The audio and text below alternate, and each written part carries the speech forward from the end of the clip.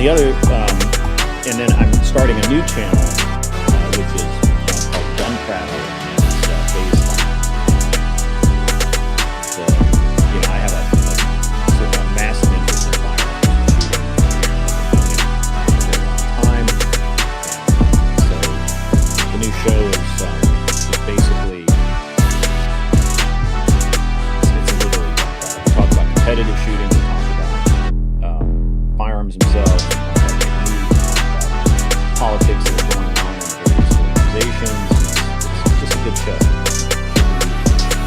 A lot of fun for most people, even if you're not that into firearms.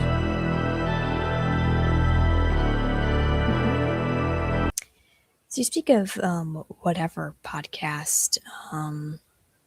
So according to how their setup is and everything, and what they talk about, the women they bring on. Mhm. Um, And I've been on whatever. oh I made yeah, a cameo a few months ago, while I nice, was out in California. Yeah. awesome. I was You gonna ask. go, dude. Sorry. I said, you go, dude. Yeah.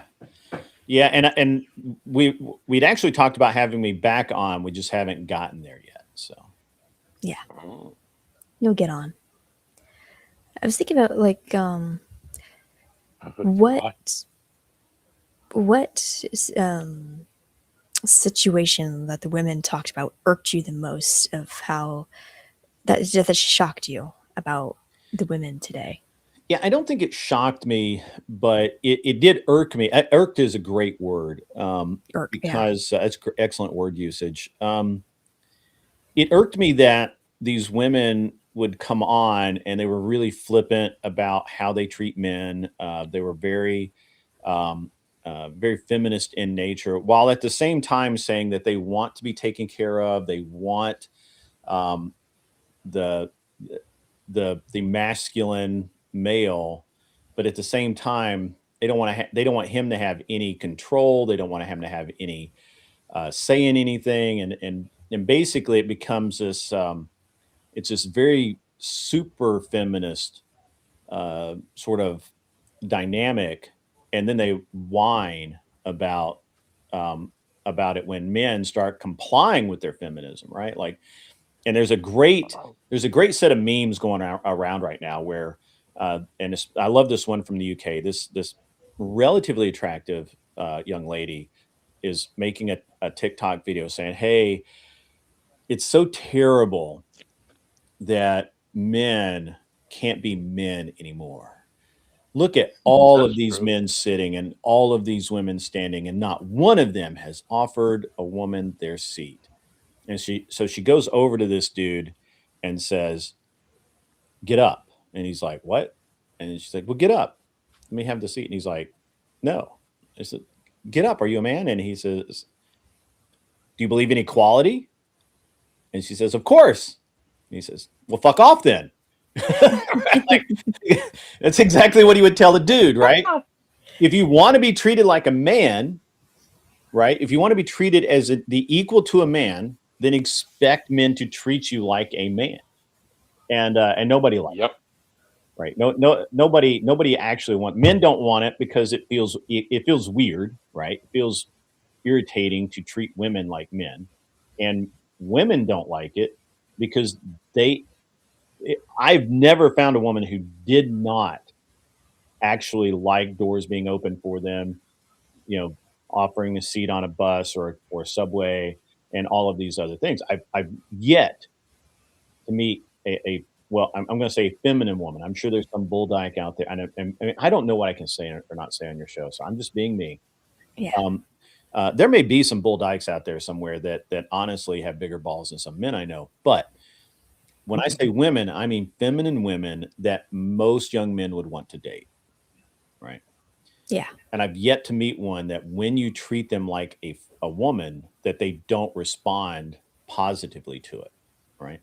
Hmm. And so I think feminism's bullshit. I think that feminism in and of itself has done more to hurt women and especially in relationships than any other single thing I can point to in history. so that's kind of where it started. And then of course, just the revulsion of um, how these women talk about how casually they have sex and how casually that they go in and out of relationships. And they have a roster. They have, they have 5 dudes they're fucking at the same time, and all of that. And it's like this Lily Phillips, right? Like, I don't know if you guys are aware of her, but she's the porn star that did like 1,100 dudes in 13 hours. Ooh, yeah. Yeah, I Right. heard about it. Yeah, we did the math on that the other night on my show, right? And the math is staggering. It's amazing. Like it's actually grotesque.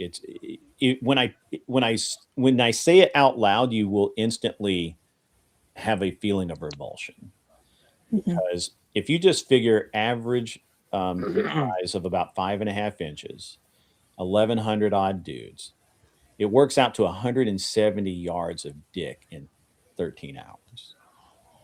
Leanna just passed. Is that right? Like, it's an instant like, oh, that's horrible. I didn't think about that. Right?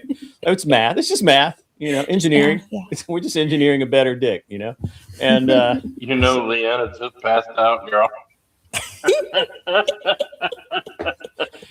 so when you put it like that, right? Like, it's funny, but at the same time, your first reaction is, right? I don't care who you are, right? And so, and this is what this is the way I was approaching what I was hearing on whatever was like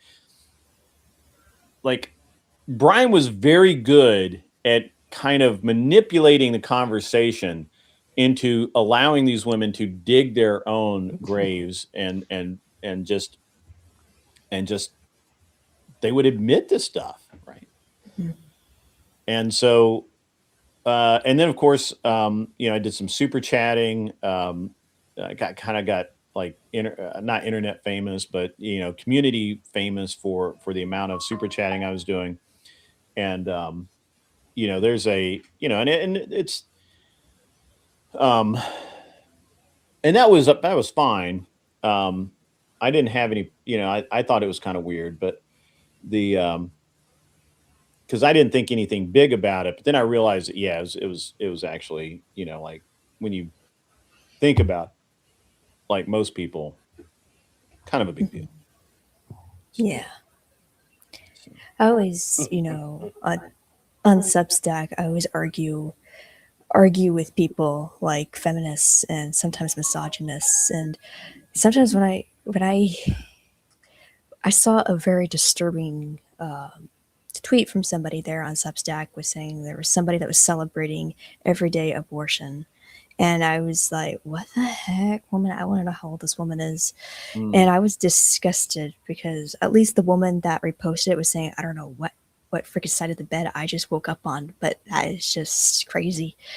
And I'm just thinking all these delusions that these women think that this is how it should be and it's power, and it's not. I feel like, not to be offensive, but I just think it's just not a safe. Yeah. It's not good. It's just, and then the misogynists, how they talk like, there's no such thing as a woman being equal to a man. And I think they misunderstand what I'm saying. It's not about feminist equality where, a woman is just as superior as a man. No, what I was saying about equality is that when you have a life together, when you get married, you're next to each other, you're side by side, right? In matrimony, and a woman's not below. She's with the man. She's beside the man.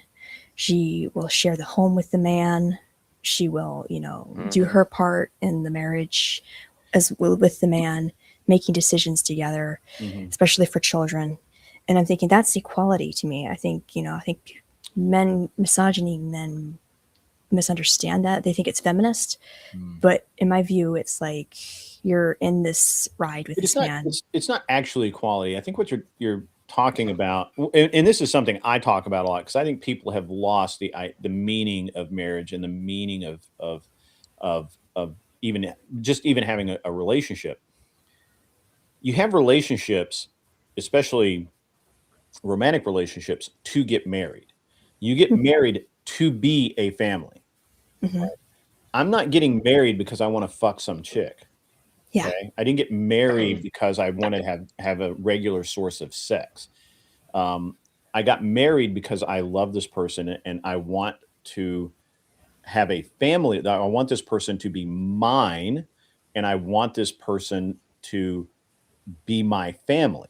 And I think that's really what people are missing is that we're not talking about it anymore because of all the weirdness around how, with the left wanting to destroy the nuclear family. But that's why you get married. You're not a partner. We're not friends. We're not even romantically, hopefully that that, there's a romantic component to that. But the reality is that we get married to be a family. When I married my wife, that's it, right? Like there are no other women because she's my family, right? Hmm. And so her family is my family. I can't hate them. I mean, I can dislike them, right? Um, I can dislike them, but it's just like in my own family, right? Like I didn't talk to my brother for 3 years. That's okay. He's still family, Yeah. right? Right. And this is where the disconnect is, I think, because people are looking at relationships like it's a job, like it's or just all it really is based on sex. And this is one of my big problems with red pill is they Hmm. sex is the foundation of the relationship. No, it absolutely is not, and it never has been. As a matter of fact, if you actually read the way most historical text and programs are written, the sex is you're cautioned against making sex the root of the relationship because it only happens when you're in the relationship, right? Before then is the courting. Before then is the romantic period, the lead up, if you will, and the sex is kind of the prize. But the reality is that the crux of marriage, of having a relationship, of having a family, of being in love with someone is they are now your family, and we've Right. lost a lot of that, or maybe not lost it. It's been eroded to the point that people are like, well, if you don't have sex when you're 50 every day, well, your relationship's shit, and your woman's going to leave you. And I'm like, I'm 55, and Hmm. that's not true, right? Like, and I did have a kid at 50, so I mean, I'm not, not. Mazel tov. Thank you, Hmm. appreciate that. Yeah. Yeah. And I think that there's some truth to. I mean, I have very specific viewpoints on how how successful relationships tend to work out. But the reality is that in modernity we've lost the real reason behind marriage, and that is joining of a family. We go throughout history and we look at marriages were arranged for a reason. Marriages meant things because not because you were going to bang this chick for the rest of her life. It meant that your family was now connected with that family, Hmm. and it was important. And your children were going to inherit things or not inherit things or have advantages or not have advantages based on who and why you got married. And we've lost that in modernity. So it's a I have to stop you right there for a second. yeah. Leanna, get a hold of yourself. She's. Please, darling. I'm Hold on a begging you. minute. You're what? That's She. my wife. Oh, is she angry at me? No. No, No. she's She bi. loves you. She what? She loves you. She is Oh, bi. And she loves you. okay, good, good. Yeah, I think it's like I said, and so I have these very Ah, specific theories, right? Yes. Hmm. Or not even theories, these very specific outlooks on what relationships should look like. And so, you know, these women on whatever, the women in the panel verse, or the Panelstinians, as we now call them, um, free Panelstinians, by the way, free them, let them go on to be on all panels. Um, but they have this very warped sense of what family is. And I think a lot of it has to do with how much time we spend online, how much time has passed where for the last 40 years, the nuclear family's been attacked and eroded. And we're told over and over and over again that relationships are based on financial means, that they're based on convenience, they're based on sex, they're based on all of this nonsense. And none of it seems to be the truth. The truth is that the success of your marriage tends to be related to how you view the relationship with your wife or husband, and that relationship needs to be viewed as you are now family. I can Yeah. absolutely hate my brother, but he's still my brother. My Yes. wife and I can have a knockdown, drag out, you know, angry argument, but we're still married. She's still my wife. Mm-hmm. I will Mhm. not be complete without her. Right. Mhm. So it's, there are some things I also believe that you have to put work into this. I mean, it's not, but, and so I had all of these viewpoints, and I got labeled as red pill for a while. And I used to say that I'm kind of red pill adjacent, but not really. That's no longer accurate because they, the red pill, for the most part, it's it's pretty flawed. And It is, yeah. unfortunately, there's a lot of people who don't seem to realize that. That's okay. None of my business. But so I started the channel. I talk about politics. I do a day shift show where we do basically news, politics, current events, some other things. I do the night Mhm. shows where it's usually some politics, but a lot of social issues, a lot of, I'll have guests or whatever. It's been good. It's been a good show. It's been good for the past 2 years. I have people that don't like me, and that's Mhm. okay. That's fine. Oh, we love you. So, Mhm. but yeah, We love all her guests. good, good. So, Yeah.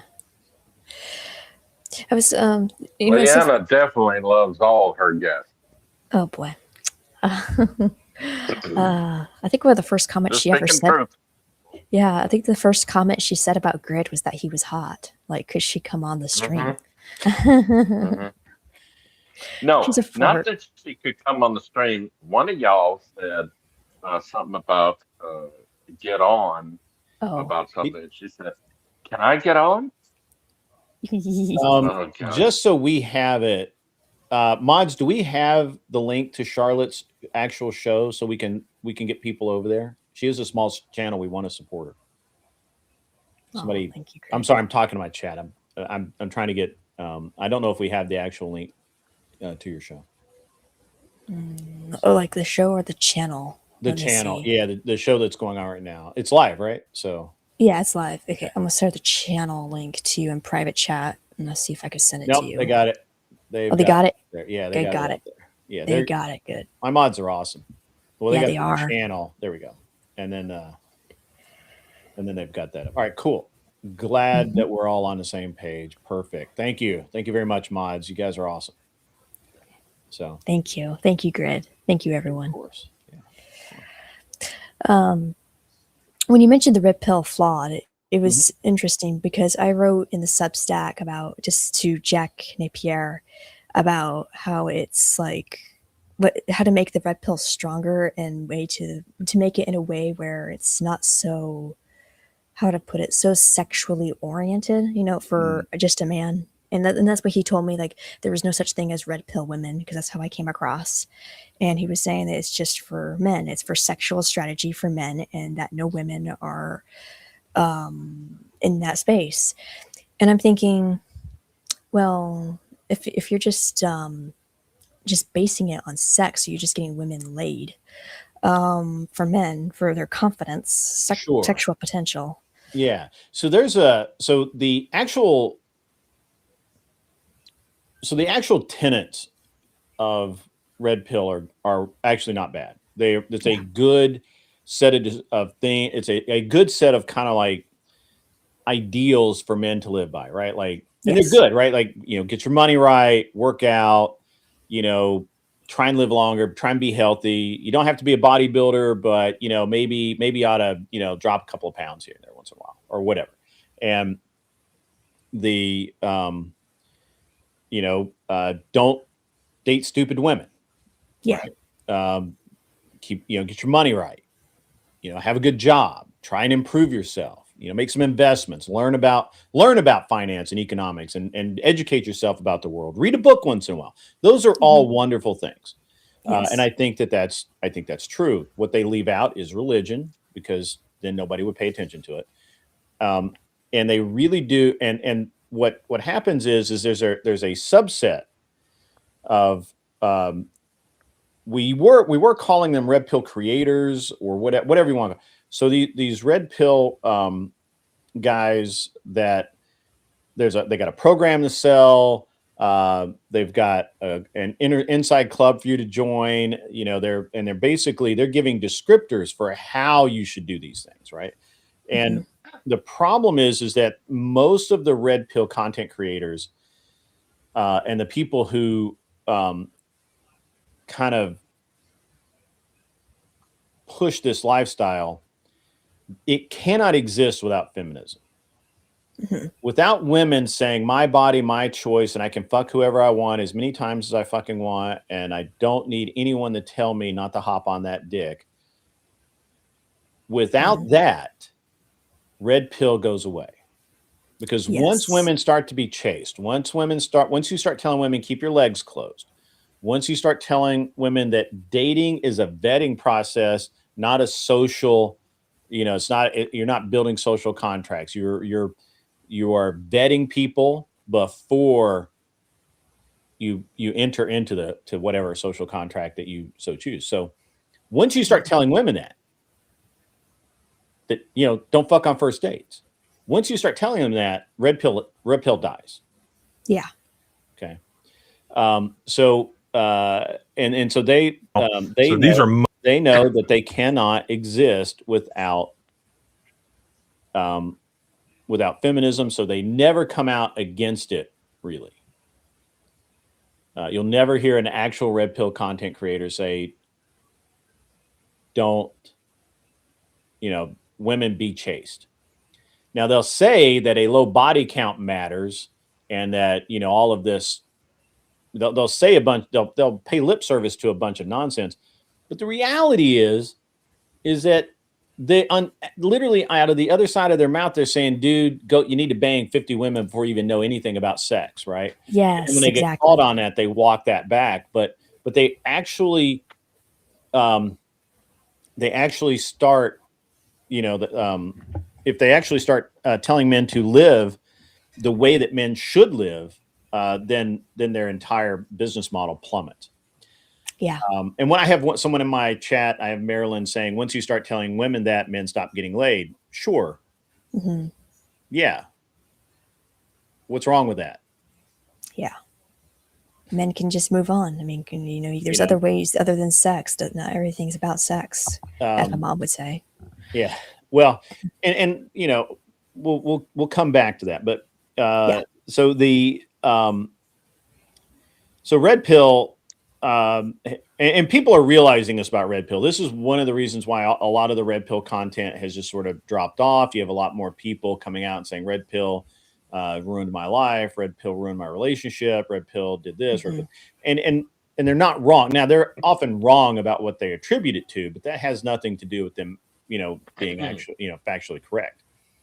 So so I'm, I think that's a problem. I also think that it's a problem that they literally tell men to plan for women to fuck you over and leave you. Right. Now I have an interesting take on this, and I understand that not a lot of people are willing to say out loud what I'm about to say. But if my wife left me tomorrow and took everything, I would simply rebuild.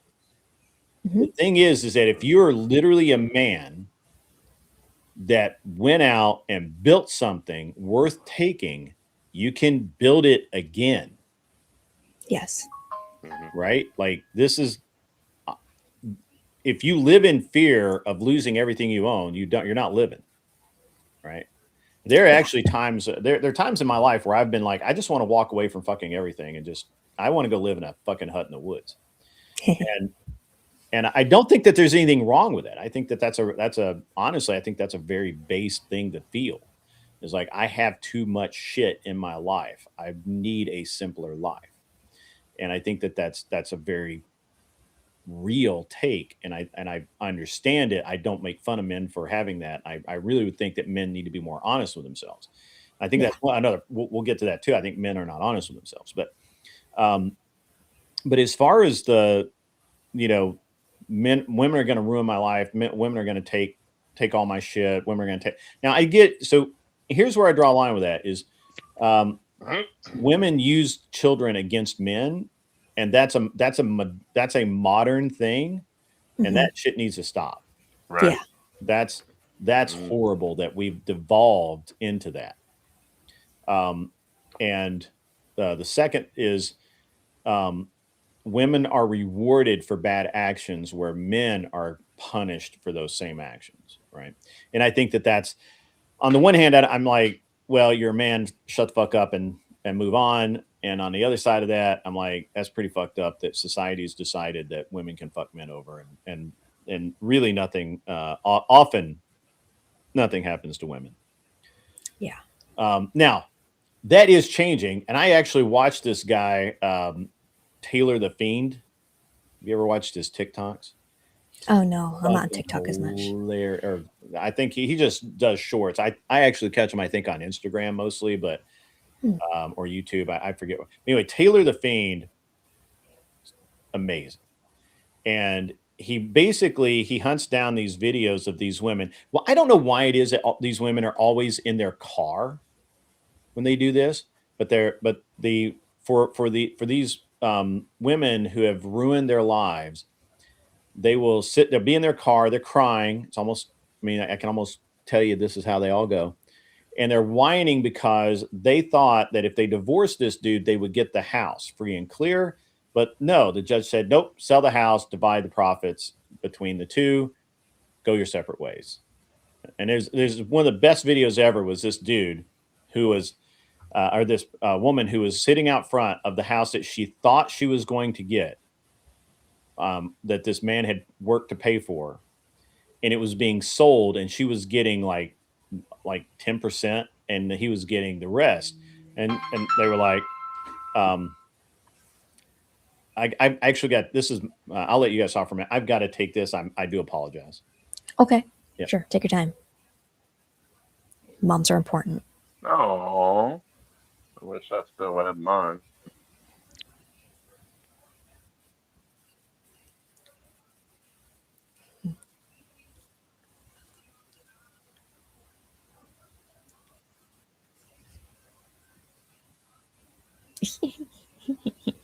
Leanna, darling, would you please calm down? I know you're getting excited. Oh boy. I know he's a handsome man. I know he's more handsome than me. Come on. But you need to calm down. Okay? He's back. Okay. Please. I apologize. My mom, right before Christmas, had a mild. We don't know when the stroke was, but she had over Christmas. We found out Oh, my mom had no. a mild stroke. She has a lot of memory problems, cognition, that sort of thing, and she's with my sister-in-law What's her at my name? house. Huh? What's her name? Amanda. Amanda? Amanda. Yeah. I will put her on my 65 church prayer list. I appreciate that. Yeah. So she's I mean, she's more or less fine. Just not a lot of memory, not a lot of cognition. The effects of the stroke. Yeah, the effects of the stroke. So anyway, so when she calls, I have to take it, like make sure Of everything's good. course, we understand. Yeah. Mhm. Hey, So I don't have my mom or my dad, so I am happy that you have your mom. yeah, yeah. My grandmother lived to be 104, and she passed a few years ago. Jeez. Yeah. Mine died in 84. Yeah, 84. Mm, Then my dad in 87 and my mother in 2005. So, wow. Oh, Yeah.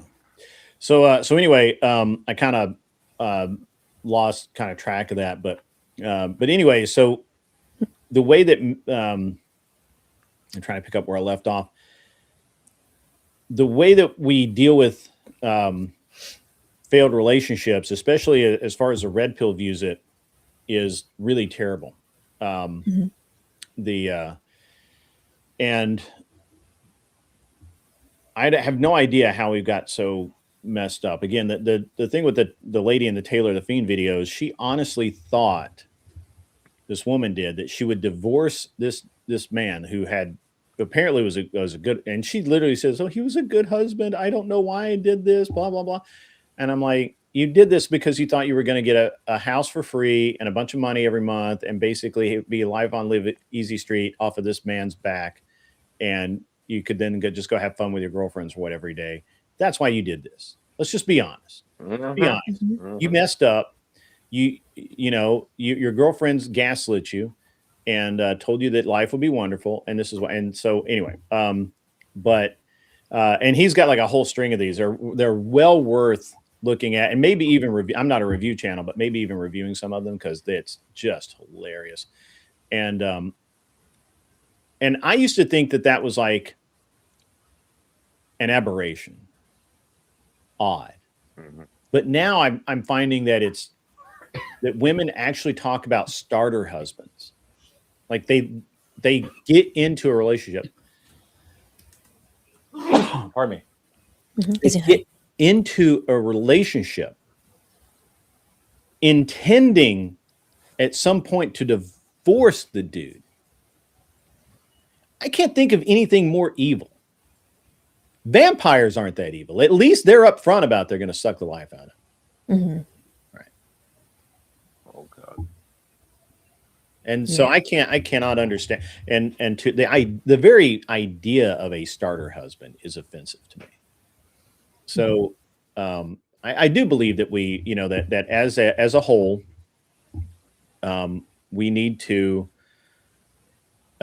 we need to rebuild the value of the family, not just two people in love, having sex, living together. That's not a family. Yeah. The whole, kids, the dog, maybe some chickens in the backyard, things like that. Like I really do believe that is a very important part for society, um, and so that you know that makes me uh, in a lot of in a lot of forums. That's kind of makes me a heretic, Yeah. right? Um, Hmm. even though I consider them heretics, Yeah. but um, but yeah, I mean, I I talk a lot about the issues between men and women and how um, one of the biggest things I say is that I really do believe that we're too hard on young people these days, and men and women, or boys and girls, should be taught to be more adult like younger. I think that we infantilize kids far too long. Um, and as a result of that, you have people when they're 18, when they should be well mannered, have some concept of hard work, have a concept of family and how and everyday living. How they can do their laundry, they can do their dishes, they understand how to go grocery shopping, they understand budgeting, they understand all of these things. Um, and frankly, I think that if your kid at age 16, if your kid can't move out on his own, you have failed as a parent. Hmm. That's my opinion. Nobody will change it because at 18 is too late. 18 is too late. Now, I'm not saying that they need to move out when they're 16, but I'm saying that if your kid can't, if you look at your son or daughter in my case, my son. If I look at my oldest son's 15, and he could actually move out on his own. He knows how to make a budget. He spends his own money. He has his own credit card, debit card that's linked to his allowance. It's not my money, it's his money. He has, and he spends it, and he has he knows how much he's spending. He knows what he's spending it on. He does his own laundry. He does his own, more or less, he does his own shopping because he doesn't always like what what we want to eat. So he's big enough that he can make his own damn food. You know, would I want him to move out? No. Could he move out? Absolutely, he could. So, and I think that is success as a parent. Your kids, my job is not to keep my child a child forever. My job is to turn a lump of mush into a grown ass human that can survive in the world. That's my job as a parent. Yes. You hone his skills. I agree with this one on the comment. You need skills. Yeah. Yeah, you need skills. That's why you need to stay in school. But the way the school system is right now, I think homeschooling, if you can afford homeschooling, is the best thing you can do. Oh, yeah. Well, That's how I was. I say quite often that the entire public education system needs to be dismantled, rebuilt, burned to the ground. Trump's trying.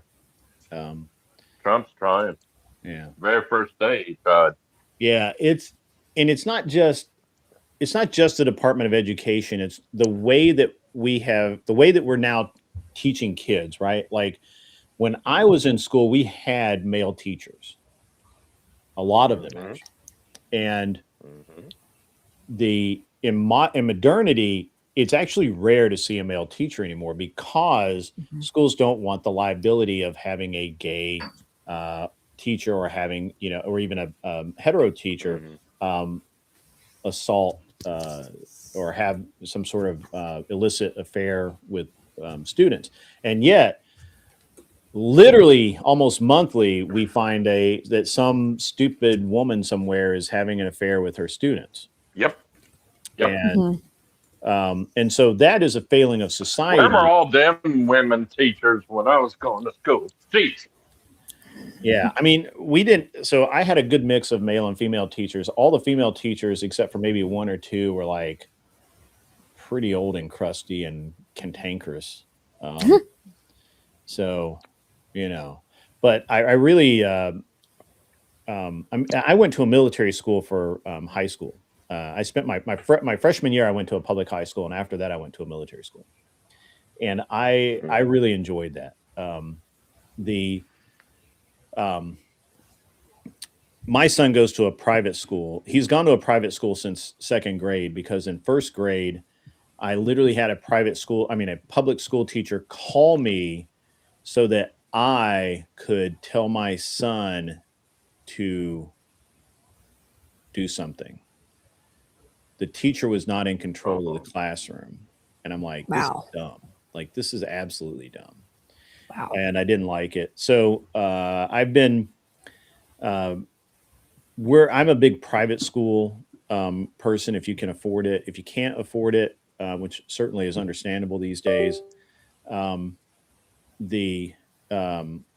personally, I don't know what happened there.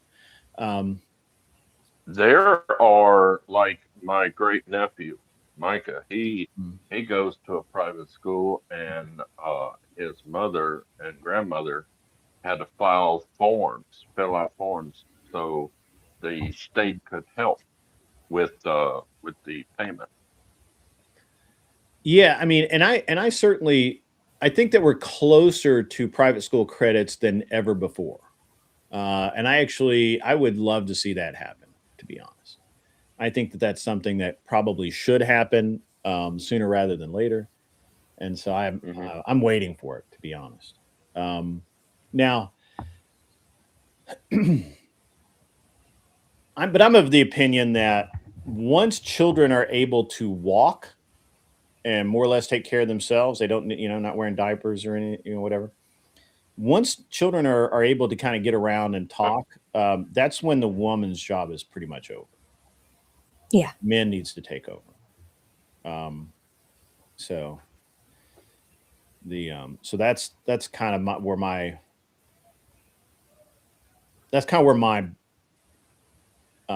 philosophy starts, right? Like, because throughout history, men have been the teachers, and there was a Yes. reason for that. We keep emotion out of it. We give you the facts. We let you learn. Mm-hmm. We let you learn Mm-hmm. how you need to learn. Look Mm-hmm. at any proper Boy Scout troop. Those men do not go out with those boys and tell them how to start a fire. They'll show them a few ways, and they'll let the boys figure it out Mm-hmm. on their own. Yeah. That's Mm-hmm. how it should be, right? That's how you're going to learn. And so Like the cavemen. yeah, like cavemen, right? Well, but even all right. So look at any profession in the world. Who are the top? Who are the top chefs in the world? Top chefs? Yeah, male or female? Gordon. I know Gordon Ramsay. Yeah, yeah. I mean, I don't need names. Just Robert Irvine.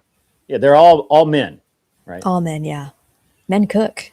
All right, It's not the the woman's job best only. professors in the world. I cook. Men. Okay, you can't I name me. taught myself how to cook. You can't um, you, you can't. It's very hard to name something where women excel and men don't, Mm-hmm. except birthing children, Right. right? Which is, I'm not saying that's all they're there for. I mean, my wife's awesome. My wife's an amazing high performer, makes tons of money. Super amazing woman. Um, but that's What do not you, the norm. what do you think of this fellow's comment? What? I was in club. I think he means clubs. Clubs to scouts. Cubs to Someone scout. teaches you to learn. Yeah, yeah. They teach you. Yeah, and they teach you to learn. That's true. They teach you how to learn. I agree with that. I agree with the statement. I don't know if that's a statement he's trying to make. He was in Cub Scouts to Boy Scouts, which they're now calling Scouts. Hmm. But Yeah. they don't. They I don't know how his troop worked, but my son's troop, um, the adult leaders do not show scouts how to do things.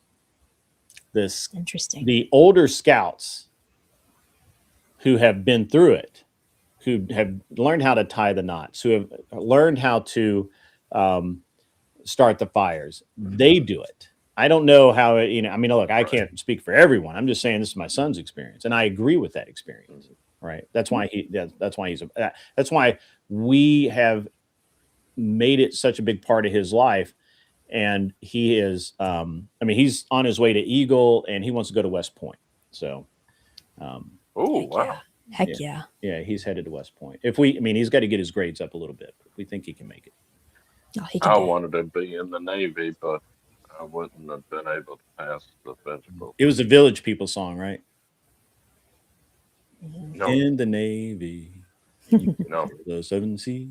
Anyway, It was the old war movies, Operation Petticoat, oh yeah, Destination Tokyo. hmm Tell Gret I said racing cars isn't a real sport. oh, that's my buddy Anson.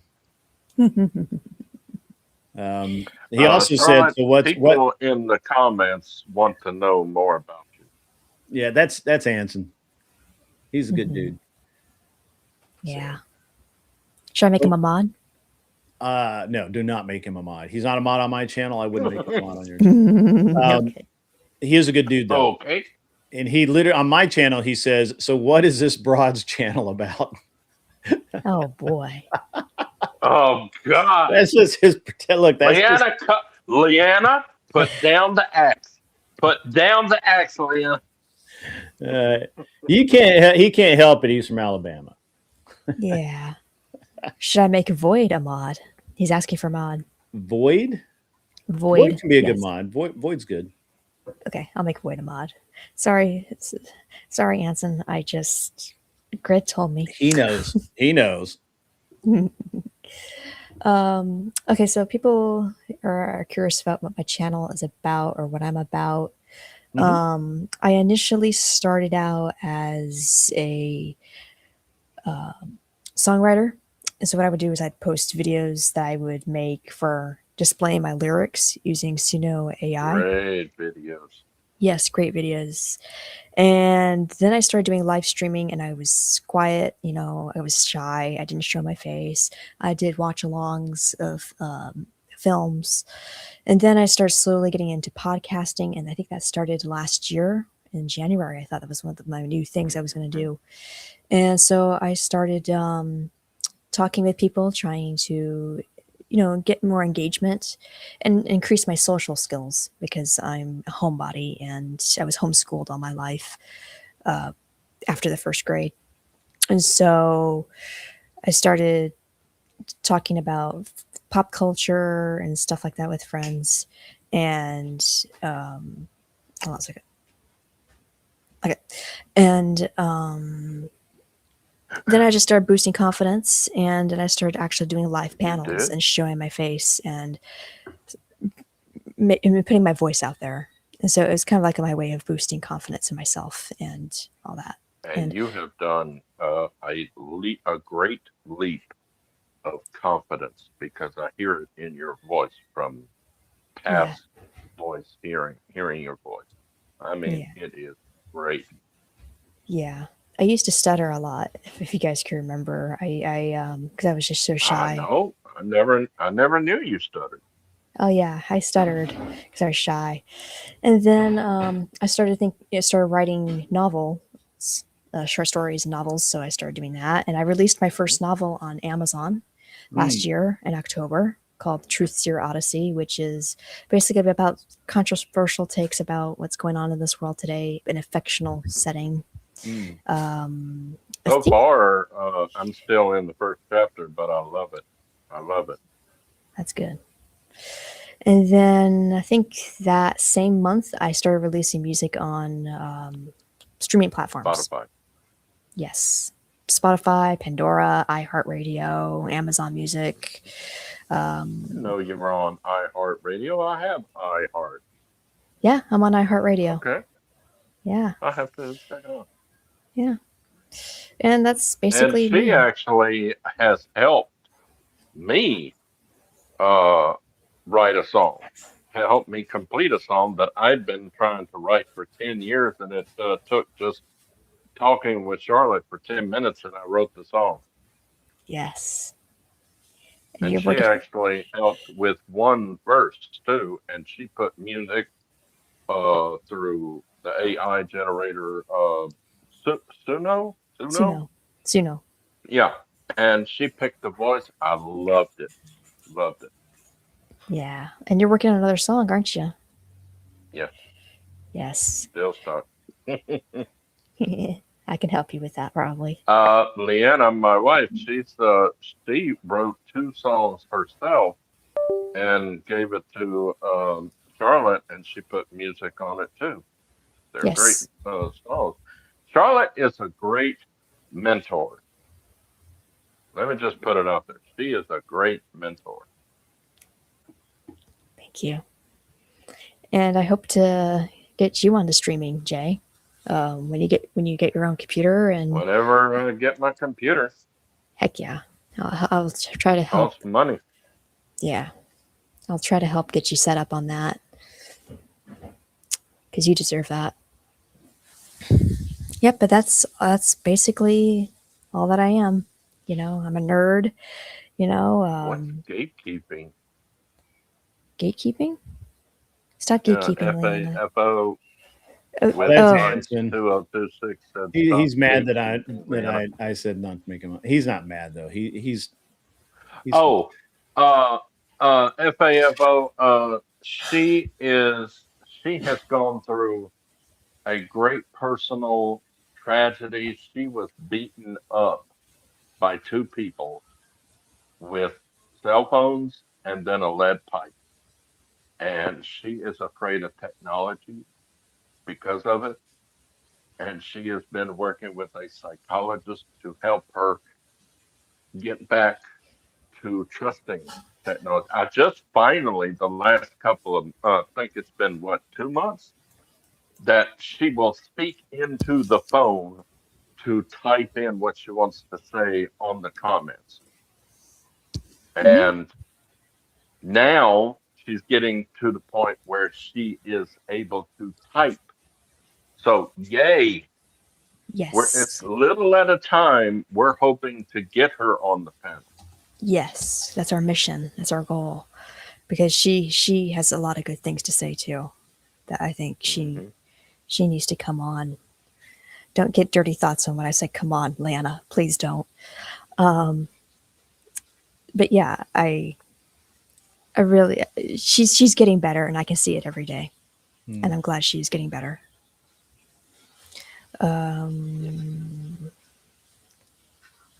Oh come on, oh come on, Allison, that's funny. But yeah, that's basically all that it's about me. I mean, started out in the Twin Peaks community at 20, and that's when I was starting. I when you talk about building grid, Good girl.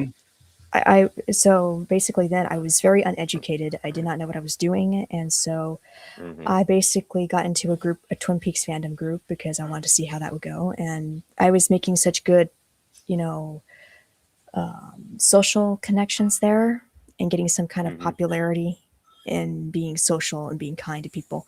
And I was told by a bully to that, oh, why don't you go make your own group because you're not welcome here because this is my group, you're taking over and everything, and I'm barely doing anything.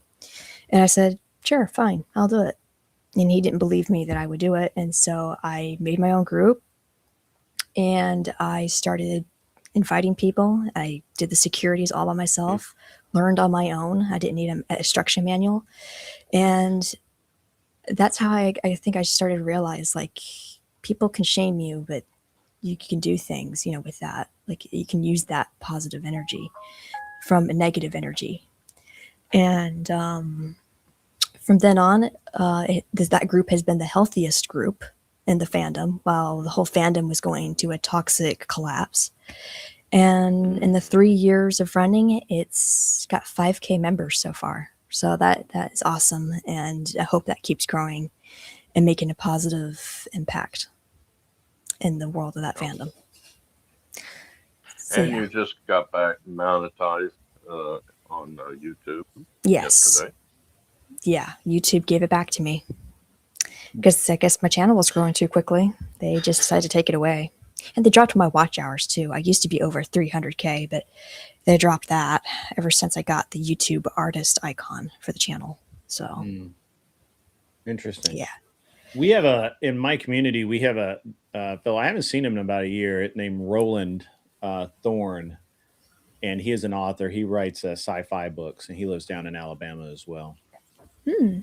And I haven't talked to him in a while. I wonder what he's doing. But yeah, he's a pretty cool dude. He shot a match with me actually. I put things out there all the time, like, hey, I'm going to go do this. If you want to come hang out, let's do it. And he actually showed up, which was really cool. So Nice. yeah, yeah, it worked out well. So your podcast is Hmm. called what? An Unreasonable Man. Okay. And that comes Yes. from a quote Just so. Mhm. from a 1907 play by George Bernard Shaw, which was called Of Man and Superman. And the And sorry,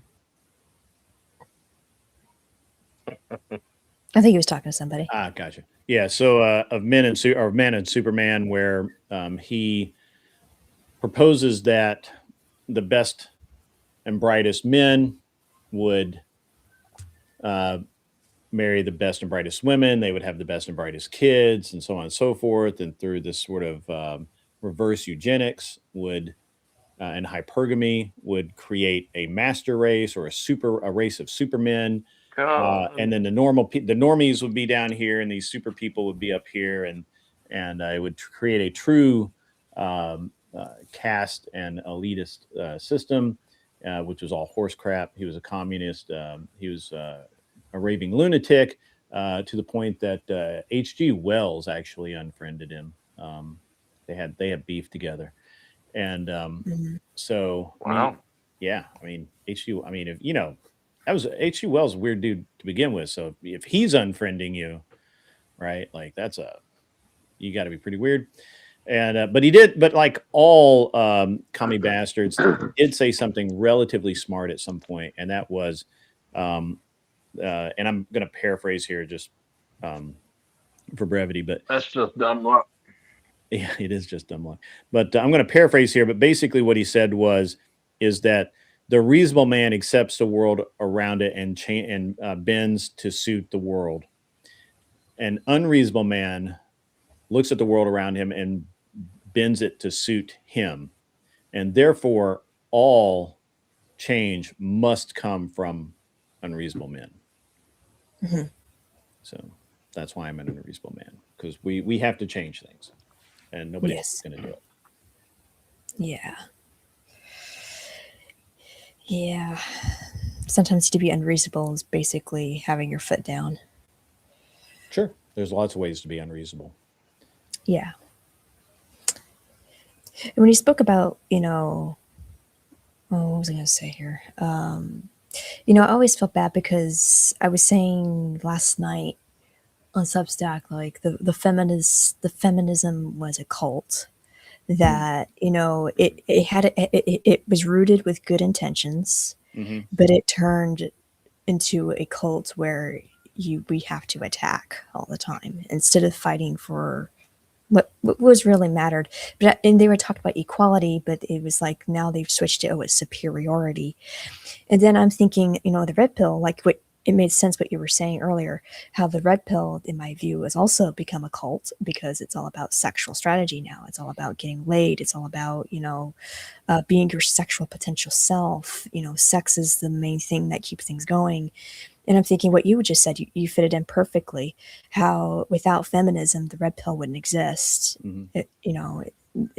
And if feminism didn't exist, the red pill wouldn't exist. So it's like I always saw hypocrisy in it, and and it was so sad because one person called me out as a liar when I said at first I'm a red pill woman because I think being red pill is more than just about sexuality. Being sexual potential. It's more like you're awake to naivety. Like you're awake, and I've been awake to naivety because I was raised by boomers, and so I knew common sense. I knew, I was taught certain skills. I knew how to behave as a woman. I knew how to treat a man or just any human being right. And it's like entering that, they're like, that you're a liar. All women are liars. There's no such thing as red pill women. All this, and I was curious. I made a point to one person saying, well, Rollo Tomasi, supposedly your godfather of the red pill, is happily married to a woman he's been with for 20 plus years. He's never once condemned her as evil, never once condemned her as a liar. So, and his daughter just got married, probably a year ago, if that. So how are you getting the fact that women should be condemned as liars entirely when Rollo Tomasi was lucky and his daughter, he raised his daughter right, to be married. So Hey, it's you. like, Yeah, I'm talking that's to you. pretty much how I Are see you the tired of the hypocrisy same of old it. podcast? But I don't know if you view the same thing or not. Well, I mean, I think the problem with Rollo is Rollo, he basically so he used concepts that have been defined clearly since the beginning of time, Mm-hmm. and he basically distilled it down into a couple of books, and he made money off of it. And then he branded himself as the father of the red pill. Oh. And originally, it was just a self-help book. Understand that while I don't know what Rollo's personal desire other than to make some money out of it was, the reality is that what he created was something that he sold and made money off of, which is totally fine. Yeah. No problem with that. Right. The where the problem kind of comes in is it's not Rollo himself, although he gatekeeps it, right? Like he calls himself the creator of the red pill. He calls himself these things. And if you take it, look, if I claim to have created meth, then you can lay a lot of deaths from meth at my foot or at my feet because I created that shit, right? Like I am responsible. So if you're going to claim to be the father of the red pill or the whatever, creator of the red pill movement, then you have to take the good and the bad. Now, he never takes the bad, he only takes the good, and that's human nature. So we won't even fault him for that. Where the disconnect comes in is while on the one hand he will say, well, I don't. He's like, I don't really agree with Wes Watson and the way he's doing things. It's or whatever, but yeah, I like him, and he's he's a good red pill dude or whatever. So he won't condemn the charlatans that are taking red pill and turning it into a program to sell to people these self-improvement things as a life coach, as a PUA, right, a pickup artist, or any of these things. Rollo will never condemn those people, but he should, right? But he never will, because if he does, then then people won't buy his book anymore or whatever. And again, I think there's nothing actually technically wrong with the tenets of the red pill, and I don't think it intentionally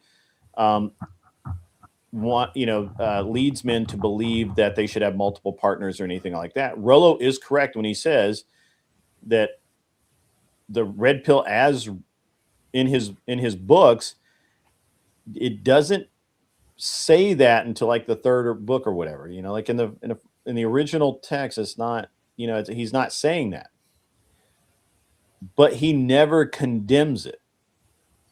He never comes out and says, no, this is not red pill. Red pill's meant for you to find the woman, not a woman, right? Yeah. Red pill is not, it's meant to help men grow up and make better choices. It's not meant to make men into players. Yeah. Right. And this is where the disconnect comes in. And this is where I have a real problem with red pill in and of itself. And I think that the fact that, Rollo thus far has not really condemned any of it is telling. Right. Now, and I'm not going to get too far into it because my position is that Pearl Davis says the exact same shit as Rollo does. Yeah. And he will literally call her out on every little point and talk shit about her. But it's and I actually asked him, I was like, why is it that you actually go after Pearl for saying the same thing that you say? Exactly. So, and I don't, and again, Stephen and Akari, I agree that while Rollo doesn't hold responsibility for people using his advice that way, if he's aware, if I'm aware of somebody using my advice in a way that is not correct, I'm going to call them out on it. I'm going to say, hey, stop that. You're corrupting what I intended. Right. Right. And I think it's different than the inventor of a let's just say the inventor of a firearm should not be held responsible for murder, for instance. Sure, I agree with that. I'm not saying it's like that guy said once, famously said, right. And we're not, guns don't kill people. I kill people. Sure, but the point is that I'm not holding Rollo responsible for what Wes Watson says. I'm holding Rollo Tomasi responsible for saying that on the one side of his mouth, he says, these are just a group of tenets to live by. There are no prescriptions. And then when it's used to give prescriptions, he doesn't call it out and say, hey, stop that. If you're going to say these prescriptions, stop calling it red pill. You can call it Wes Watson's daily routine. You can call it Wes Watson's rules to live by, but don't call it red pill because that's not what I define. That's all I'm saying. So he's Exactly. a hypocrite. Yeah. He's a hypocrite. Yeah. That's what it Well, feels I like. don't know, but it's an odd. It's odd to me. I mean, look, hey, it's my opinion. I don't really care. Right. But at the end of the day, I'm fairly anti-red pill. I'm not trying to burn their houses down or anything, or I have to look up the meaning of red pill and everything. This is all. Well, it's the red over pill my is in theory, it's like men have been lied to for so long by society and told who they should be and what they should be, and the red pill is the woke movement. the red pill is the movement, or the red pill is freedom from those shackles, so to speak, right? Like it's the red pill is the idea that you are, you take the red pill, you see what the world for the reality that it is. Like the I don't Matrix. disagree with that. I don't disagree with that. And again, I think that the actual tenets are things that help men. Yeah. 100%. Mm-hmm. So, but that doesn't. There's too many red pill variations on the definition. Yeah, that's what I always came across. It's just terrible. And sometimes. also, the failure of men and women and the young people today is we stopped whippings. Uncle Guns is not wrong here. I'm going to be honest. This is a good sentiment. Red pill is the adult men divorce equivalent of Santa isn't real. Mm-hmm.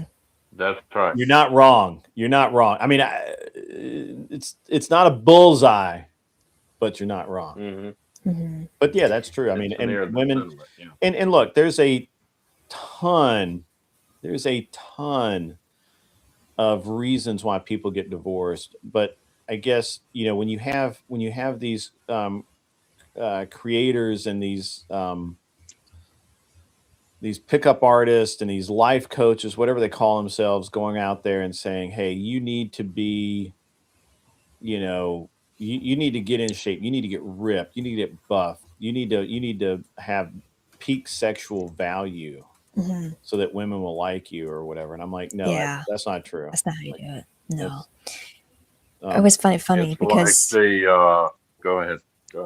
it was always so funny when they shame a woman for a high body count, but then they say, oh, but a man says, oh yeah, I slept with 1,000 or 100 women. Mm-hmm. That should be, a woman would get so hot and bothered by that because that means I have sexual potential. And I'm like, how freaking, like, no, that's a man whore to me. Like, if you don't want to sleep with a whore, I personally don't want to sleep with a man whore. I'm sorry. Like, sure. why can't a woman judge a man for a body count too at the same time if you're going to be shaming a body count? It's just, to me, I just think body count should not be in the equation at all. Actually, it should be none of their business. True. Unless you knew the nature of that woman. I think it's different for women. Yeah. Versus men. So yeah. When we talk about, or at least when I talk about body count for women, right? And I don't dig into this very often. But men want a lower body count because we're trying to get as close to purity as we can. Yes. That's just an instinct. That's an instinct that men have. Women don't have that instinct. Women will not care about body count or sexual partners, and we know for a fact that women will go after men who are in a relationship with another woman because they see that woman values that man, so he must have value. So rather than take a risk on this dude over here who's the same dude just single, they go for the dude that has a woman hanging off of him. We know that that's the case, right? We understand. So this is just a simple difference between, like, again, and this is a crime against nature that we constantly try and say that men and women are the same, and we're not the same, right? They just Yeah. aren't. I look at a woman, if I see a woman with another dude, when I was dating, I was like, yeah, all right, whatever, who cares? Yeah. Like I never want to be in a situation where another man can ask me how his dick tastes. Okay.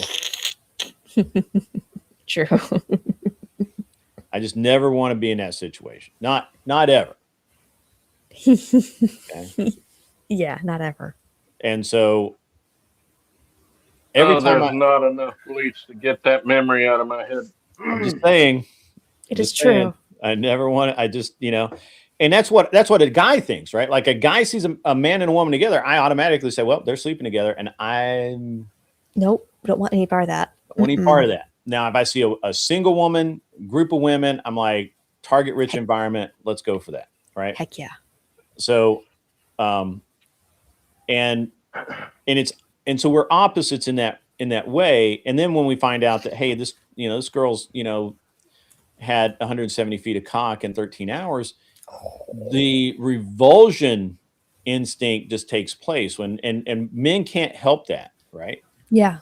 I can't We either. really can't. Like I can't hear that this woman has had 30 partners or 20 partners or 15 or whatever, however many times she's had sex. I can't hear that and not go, oh. But women will never even ask about body count. They don't care. Yeah, that's true. I wouldn't. Now women do care about disease, and that, they're like, hey, let's, go make sure that, you're not going to get me sick or anything like that. And that is a protective instinct because they want that they can have children, and right. Exactly. And so, and literally every single time a woman has sex, she can get pregnant. So there you go. Yeah. So when we're just, when we have these conversations, I think a lot of people like to just gloss over things. It's very important, right? It's very, very important. You can't, and one of the things that people gloss over is men and women are different. We're just different. Yes. I have different metrics for what I value in a woman, and purity is one of them. Yes. Now, whether or not, and as I got older, all right, and so I'll give you some insight. I don't know if you've heard this. I've said this many times. My chat's going to know this, but just for if you're just tuning in.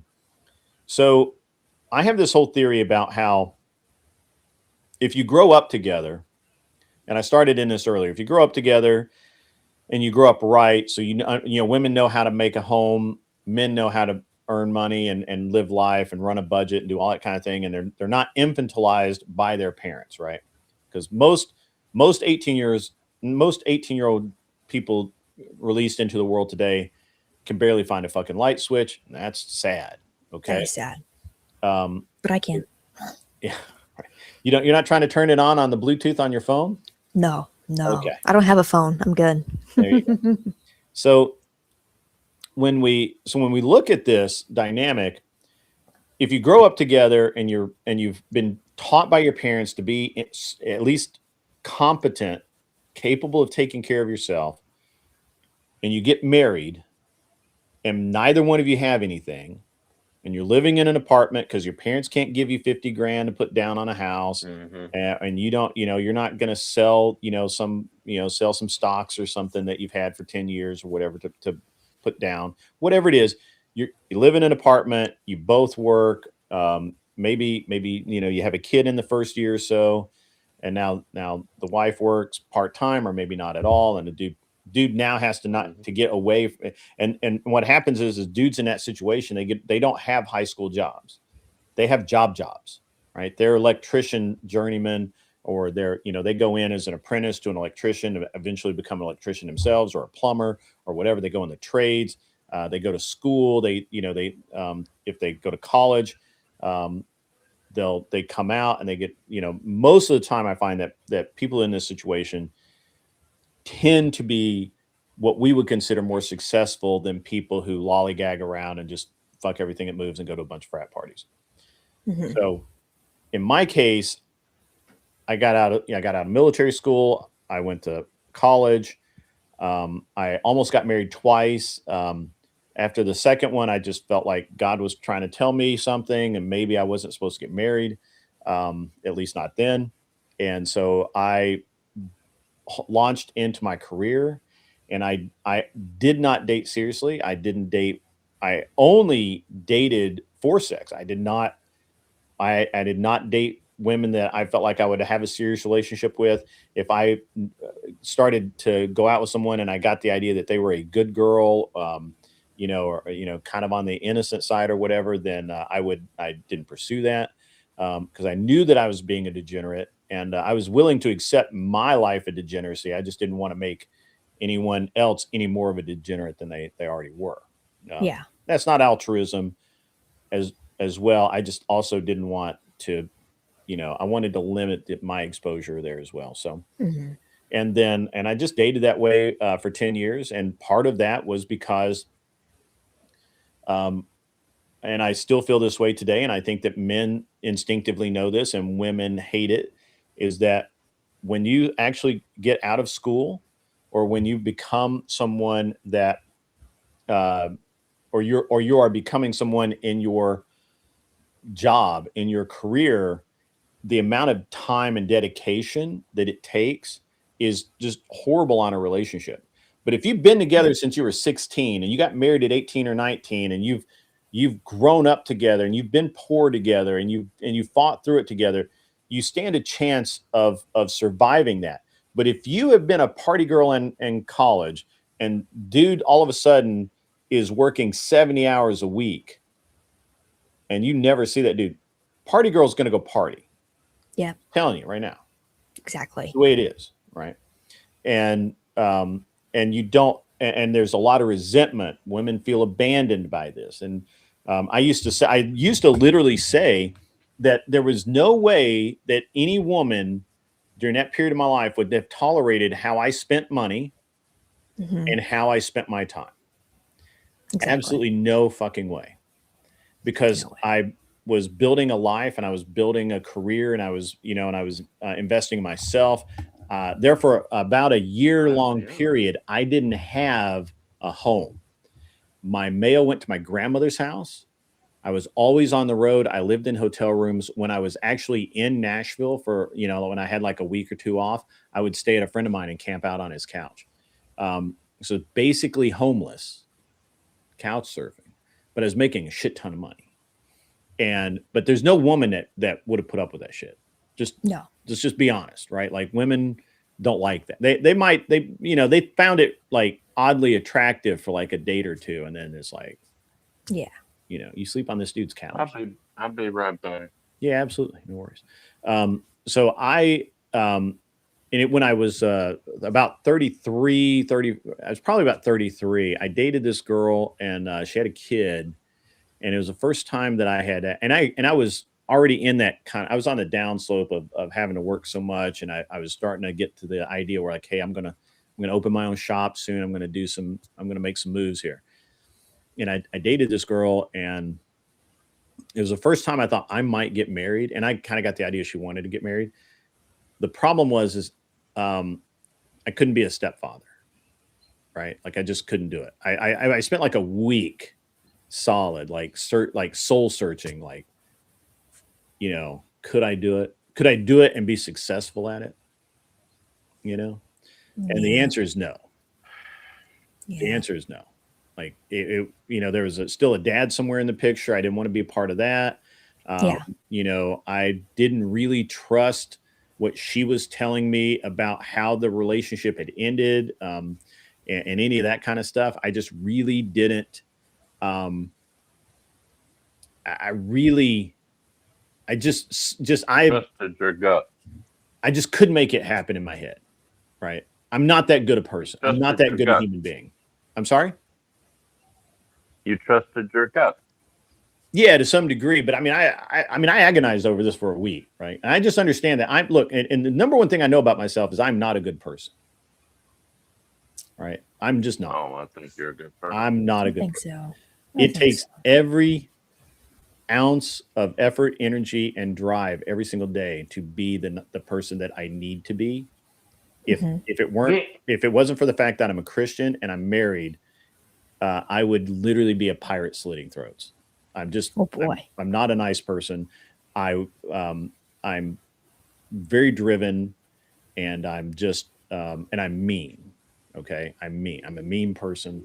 I understand that I don't seem like that, but that's because I put a massive amount of effort into it every single day when I get up in the morning. Yeah. Because my original Well, my default mode is violence, like 100%. if you allow the Holy Spirit to do it, it will change you. It will take the meanness out of Well, that's probably why I am where I am now. But I'm just, and I'm capable of great kindness. Understand that, but I know that you. I'm a prideful Because person. I was where you are right now, and I had to let the Holy Spirit take control of me because I was a wild. I would mm, He doesn't want punch to talk. somebody right dead in the nose just for looking at me. Mm, yeah, Okay. yeah. So again, I just know who I am, and I knew Hmm? that I couldn't be a stepfather, right? Yeah. And but that relationship was like, it kind of changed something where I was like, okay, I can be married. I think I can be married. Yeah. Like it hit the right trigger, and I was married within a year, and I've been married for Oh, 20 years. That's just the way my life works, right? Like I make a decision, we do it. It's like I don't. yes. I would love to be a father. I think I'd be a great father. I love my kids. My kids are awesome. And I was married for 5 years before we had our first child. Because we were building. We had. It's not. We didn't start with nothing, but I was working.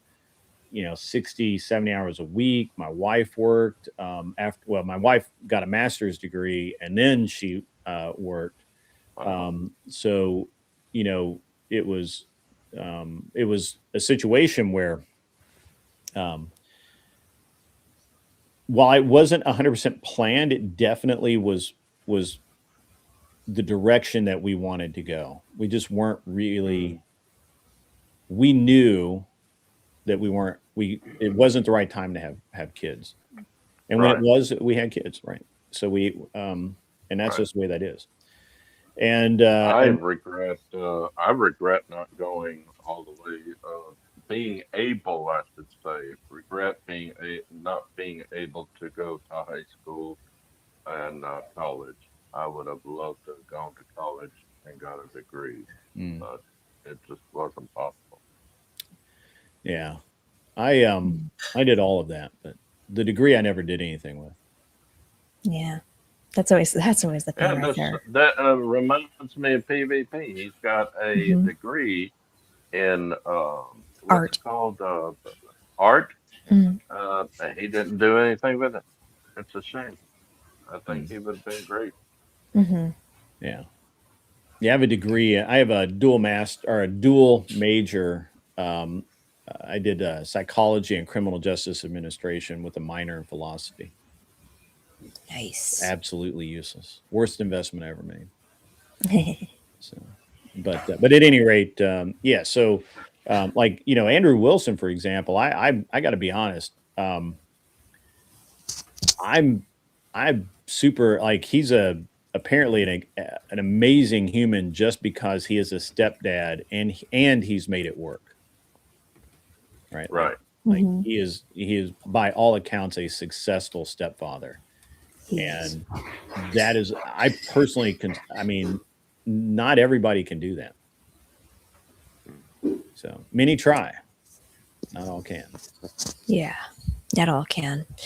Okay, I saw something here. Charlotte, what is your degree in? Like I said before, I was homeschooled since the first after the first grade. I I did freshman college for free online, homeschooled, and I studied that on a loop for 2 years. But I graduated the high school, homeschooled high school when I was 17, so I was able to enter that early. And What, like a GED? I didn't pay for that, but I passed the SATs that were Okay. prep tests, and I was able to do that. Yeah. And so, but I otherwise, tried. I tried doing a GED. mm, yeah, I just couldn't do it. yeah. And ever since then, I was taught by my mom about how to write in English and stuff. My dad Hmm. taught me science and math and stuff like that. I So I love was, science. yeah. And my mom, she to make an effort, she would always teach me how to write essays, like write a persuasive Hmm. essay, write all this stuff, and then write reports You should about try classical to. artists. Do you ever want to go back into that computer college thing and get a what's it called? A degree? Not really. I mean, maybe one day for sure. I would say maybe. I think it's always great Mm, because my mom even says that it would be great to have that those initials behind my name, which yeah. I could get that one of these days for sure. Yeah. Um, but yeah, my mom, I think writing took over. I used to be a math person, um, to write advanced Oh, you're definitely a math formulas. person. Yeah, writing advanced, See, formulas and solving them. somebody put a math equation in the comment yesterday, and I could see the wheels spinning in her head. And I said, "Uh-oh, here goes the mathematician." Yeah. But then, then writing took over, and I think that's what built me up. I think all of a sudden I was studying in books, I was Hmm. researching, doing my research, Yeah. and then I grew up, to become able to write songs and be able to write a novel. Sometimes the attention I, span is I'm hard I in may be journalism. biased, but I think she's the greatest songwriter of the 21st century. Hmm. Hmm. And mom wants me to make the effort of saying that every holiday she'd force me to write a poem. So I would do that. Even though I didn't, that I was want to hear your Christmas poem. I have one saved from 2014. I guess I could share that one of You these didn't do one days. last year? No, I gave up doing that. Started writing songs instead. So I wrote one song last year, unfortunately, for Did you do a Christmas. Christmas song this year? This last year? Just one. Just one I did. The year I did more, but I'll have to look it up and listen to it. yeah. But otherwise, Wait a minute. What's that? that's basically what I am with that. No, Charlotte doesn't need anybody. Need a husband to tell her what to do. She's doing fine. Oh, I'm good. I mean, I'm happy. I mean, I'm young. I'm still learning and trying to be better. And I same with my journalism. I started with that, and that increased my writing. Grid, I want you to tell me the truth. Um, I don't know if you know what Charlotte's age is, but look at her face and tell me how old you think she is. Oh, I have no idea. I have no idea. I s- if I didn't know when I should rephrase that. I didn't know her age, and someone asked her age, and she told it, and I said, "I thought you were 17." Ooh, this guy's close. Yep, I'm gonna close. be 20. I'm gonna be 23 this year, I'm gonna be 114, which is 57 mathematically. You're trying to be older than what you really are, you're 57. but I'm in the body of a 114-year-old. No, Oh, no. oh, oh, oh! You have not seen my little what they call rollator. God, I do write haikus, Coco. I actually wrote one for the first time in a long time to somebody, and it was pretty Grant is fun. not an old man. He's the what did you say? How old you were? Fif- 54? 55.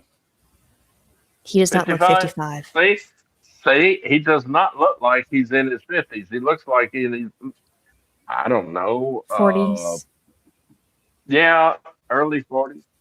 Mhm. Now, I did get one person wrong. I'm always making people younger, but this one time I saw a man, and I was talking to this lady, and she asked me how old do I think she is, and all that. Well, this man, he has all these wrinkles on his face, and he's got this deep old voice, sound like. And he said, "How old you think I am?" I said, "I don't know, 80." And he said, "I'm 42." I said, "Dad, gum, life has Oh. been bad to you." Oh, God.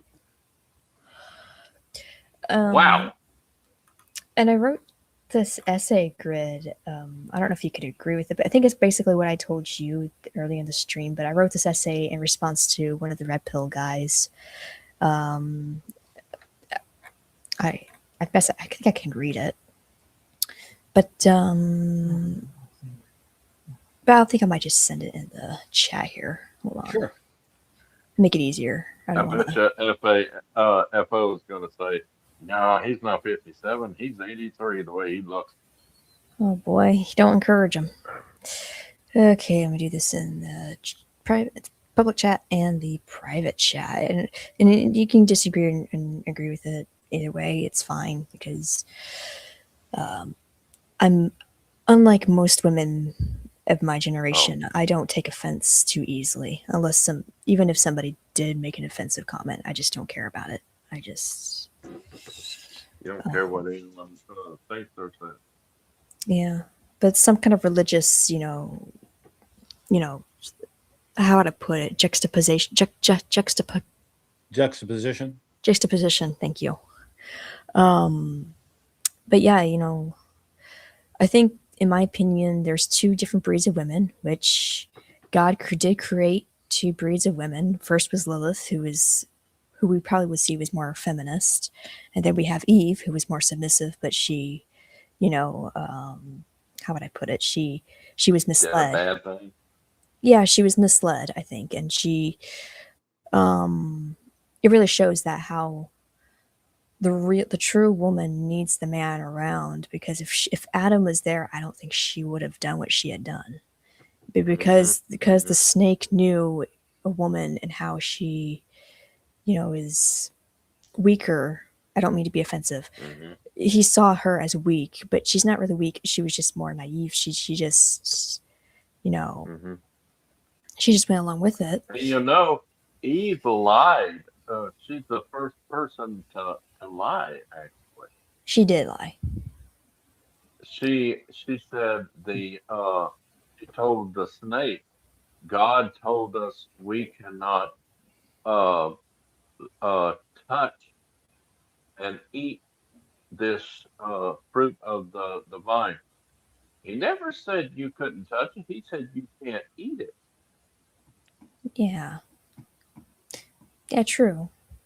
I didn't think about that. She didn't lie that she didn't take the fruit from the tree, right, to Adam? No, That's where she lied. She was honest that she did she that. she lied by saying that God told her that that he and her could not touch or eat that piece of fruit from the forbidden fruit from the tree. He never said that. He said you are not to partake, to eat from the fruit of the tree of life. Hmm. He never said you can't touch. You could touch it, just don't take it off the tree and eat. Hmm. But Okay, I didn't think about that. he never said you can't touch it. I didn't think about that. So she was the first liar. So, do you think it applies that all women are liars by nature? No, no, no, no, no. Eve. Eve is the first No, liar. I'm saying hypothetically, because it's been going on with misogynists that they're saying, "Oh, you're a woman because you're a liar," and that there's no such thing as a woman being honest. Do you think with that? Do you think her being the first liar, that kind of brings the delusion Well, that men think women? men have always I've even heard it in churches where they'll say, "Don't trust the woman, she's blind." True. So that's Don't kind trust of her. kind of feeds in their Just toxic way. jokingly, you know, but I know. yeah, yeah, it's gonna be that way till the end of time. That stereotype, just like Adam, he blamed God for giving him the woman. The woman you gave me the fruit, Hmm. and I did eat. Shows that the men are to blame. That men blame. Why are you blaming God? It was you that did it.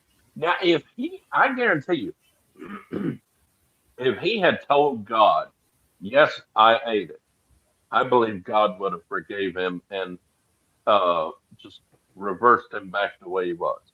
Yeah. But because he blamed God, he had to be punished. Yeah. But there's a moral story in this. Basically, I always thought that everything in the Yes, Bible was a moral story. Like it even shows in the they're all psychology. moral stories. But yeah, but it kind of Even shows what Jesus used moral parables. yeah, because I was thinking, even psychologists will even say, and I was reading in the books that Hmm. mom had for health books and stuff, how the boys always will put the blame on others if they fail on something or don't take accountability of their own failures or their own actions, and the women will always be the ones that will always self blame themselves more than they should, which I think Hmm. that's what I've come to the conclusion. And when you tell that story, We're that does make sorry that sense. we're boring you, Grid. Somebody said in the chat, Grid looks bored. Grid, do you look bored? I mean, it's not a conversation that is particularly interesting to me. So I'll just sit Oh, here and let you guys have it. So, I'm oh, sorry. we're sorry. Bad Jay. Bad, Bad Jay. bad, bad Jay. Bad Jay. He started it. yeah. Hmm. Bad Jay Yeah. came back. Okay. Okay. But what I was saying was, okay, there's two breeds of women. So, Grid, God made Lilith, and then Lilith, wanted the dominance in sex, and she wanted the dominance in, everything he did, which is the feminist take.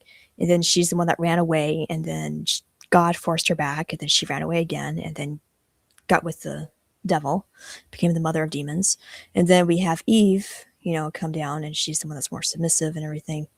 Hmm. Um, and what I was saying was, there's two breeds of women in this world basically that exist, and we got the feminists who are just so flat out evil because they don't like men. They think they're in threat with men. They feel like men are out to get them.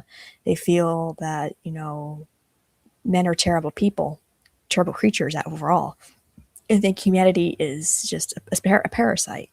And then there's a woman like, like my mom, my grandmother, me, we never thought that way. We just knew how to treat a genuine person.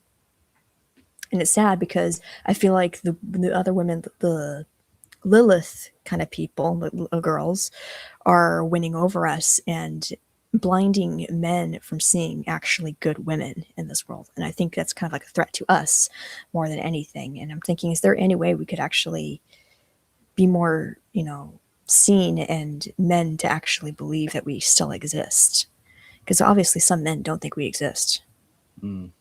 So I think that there's a couple of different things here. So first of all, I think that while um, the story of Lilith and Eve is really compelling, I think that that's not saying that there are two separate women. I believe that those women exist in all women. I Hmm. believe that I've uh, never even heard of this Lilith. yeah. So I believe that all women have the capacity to be feminist, absolute, you know, uh,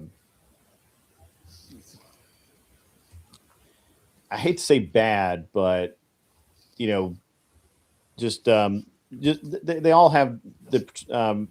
The good, the bad, the ugly. I think all women have the capability or the ability to be either or both at the same time a feminist and a submissive woman who submits to patriarchy. I think that we see that throughout the entire Bible, especially when we start talking about men submit to your husbands and that sort of thing. We have that scripture because of this. We can call it the duality of man, but it's really the duality of human. And when they say duality of man, it's not just men. Literally, it is man as as an existent creature, which includes the female version. Because I believe that all men have the same propensity, right? You have men who can trust women and who engages with them in good faith and puts themselves out there, and sometimes they get hurt and sometimes they don't. I'm gonna kind of reject the idea that it's either one or the other, right? Um, and the and I think that most of us would agree that you know even feminists understand that they ought to submit. The problem is they can't bring themselves to submit, and that's because of other sins, pride, prejudice, all of these other things. So that so I don't get into I don't look at it from those perspectives that you're talking about. What I think is Mm-hmm. that, first of all, I think that there are men out there who have convinced themselves that there are no good women out there, because what they see is um, a bunch of dudes scoring women and them not, and there has to be, and for a lot of men, that has an ego component that's very large, and so it can't possibly be them. It must be something else. And this is one of the Mhm. few things I think that the red pill as a doctrine gets right, and that is men need to make themselves men before they get pissed off that women don't want them, right? That you can't be a weak man or a failure as a man and expect women that you would want to be with to want to be with you. That is insanity. You can do better. Okay. Mhm. That's why I tell people all the time, do better, be better. So, it just takes a little bit every day and you'll be like really a lot better. Myself, for example, I'm not kidding that I'm not a good person. I've fought people before. I have a massive temper. Uh, Mhm. I understand on a very, very high level that I have the capability of great violence, not just a little bit of violence, not like other people get mad and punch a wall or something. I have the capability of exceptional violence. And Mhm. because of that, because I understand it, now I have to take responsibility for that. Use Yes. this word that comes up in Mm-hmm. my language a lot is responsibility, right? I'm responsible. If I get angry and I hit someone, I'm responsible for that. Mhm. If I have um, if I have an interaction with someone and I treat them very poorly, and I should not have, I'm responsible for that. Um, and so that's something I think that a lot of men, especially young men, who have been told their whole damn lives that they're not responsible for anything. And we get back to the infantilization of humanity, where we literally have 20-year-old adults Mm-hmm. that can't drive themselves to the supermarket, can't walk to the supermarket, once they get to the supermarket, they don't, they all they can do is swipe their phone because they have no actual understanding of how things work in the world. Mhm. And so um, because their parents have shielded them, because their parents have done everything for them in life, because all they ever had to do was go to school and come home, and they went to parties with their friends, and so they have all of this stuff. So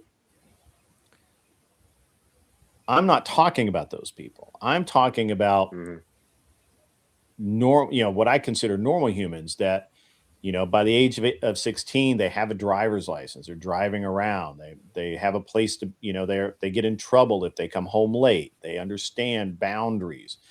They understand hard work. They understand if they want something, they have to earn money to get it.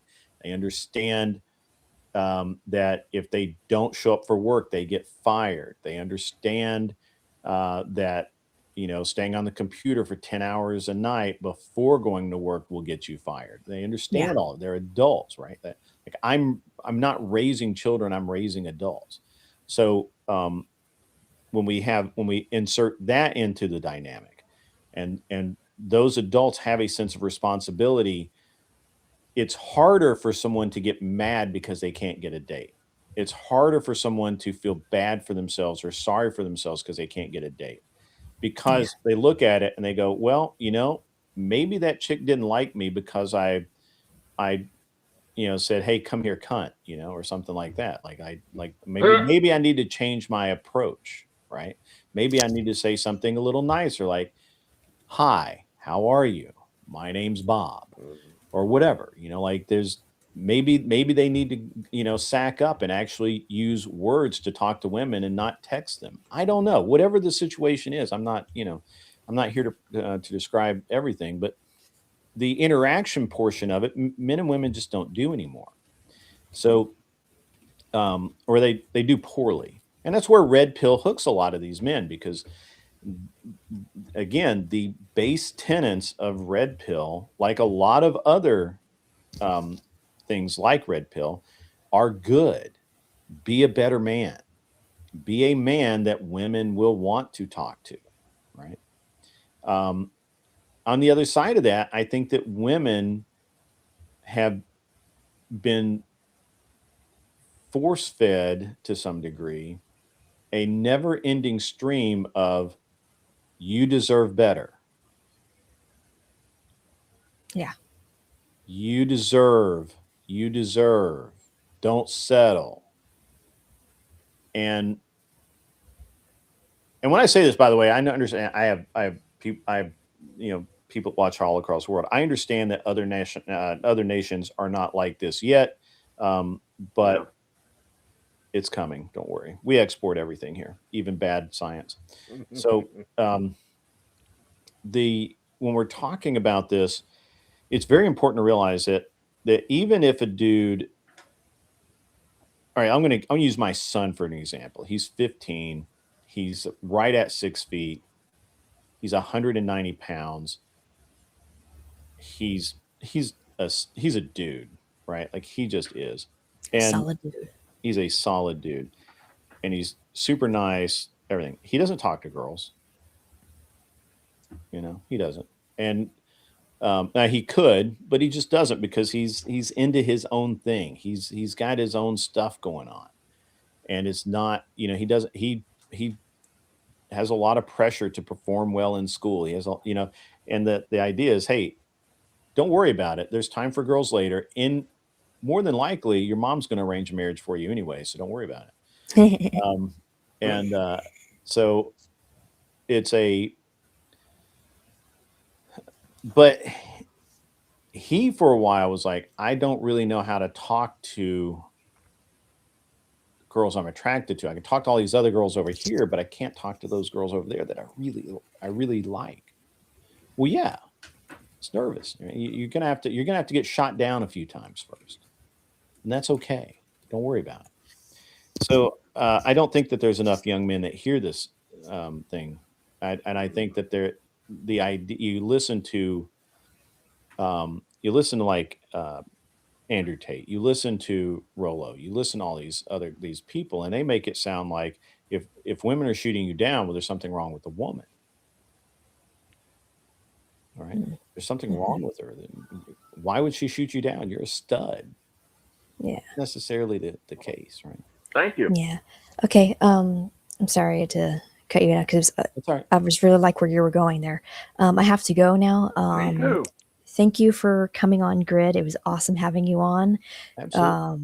And thank you for promoting me, and Yeah, absolutely. thank Yeah, you. hopefully the guys came over and subbed and all that. Yeah, thank you. Thanks to everyone in the chat. Please do sub to Grid. He's worth it. If you love what you've been listening I today, just subscribed to it. yes, do follow, do subscribe, do share, like his streams, and also his other channel as well.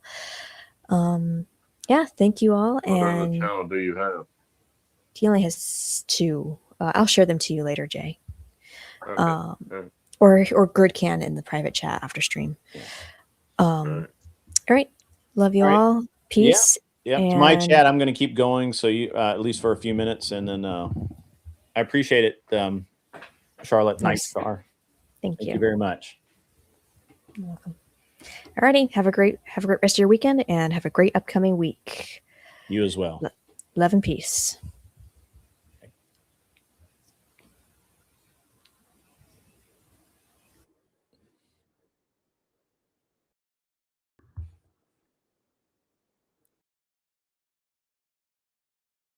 I'm going to stream over on my stream, so I'm live over there. So yep. All right. Sounds good. All right. Bye bye. See you, Jay. We'll talk later. All right, everybody. A rare Sunday stream from the man himself, me. Charlotte did ask me to do this interview about a month ago, and I had actually forgotten about it. And now here I am. And that's okay. I had a great morning, and we were just getting back when Charlotte reached out, so it was easy for me to hop on and do this. I hope you guys enjoyed the show. A little different than normal. So, and yeah, Charlotte, she and Siege D were kind of a thing there for a while.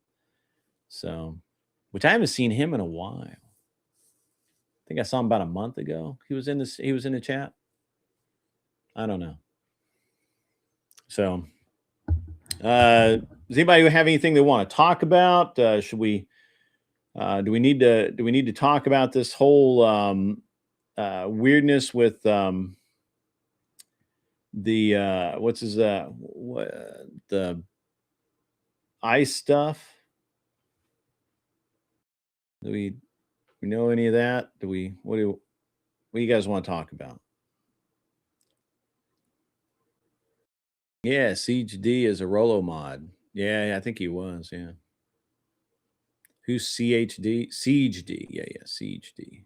Not CHD. Sorry, I may have drugged that out a little bit. Yeah. OG, if you're out there, try and come back up, man. I'll throw you out the link. So, and Glenn's been on the last couple of nights. He was on last night as a problem. Black ice always a problem. Always taking your women. That's funny. Isn't black ice like a cologne or something? I don't know.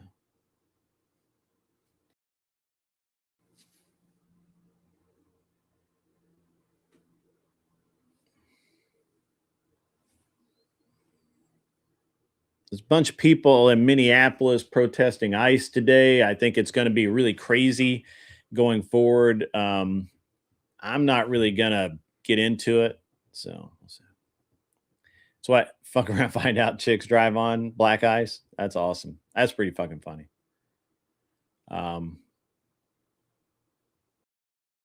So yeah. But anyway, yeah, I hadn't seen Siege in a while, man. Him and Are We Not Men had like a really kind of weird issue or something. But yeah. But do I still talk to Glenn? Yeah, absolutely, man. I talk to him quite a bit, actually. You know, I'll call him up, see what's up. You know, he's I'm trying to set something up to where I can stream while I'm in Vegas in a week or so. So yeah, protesting would be pretty neat. Yeah, that'd be pretty funny.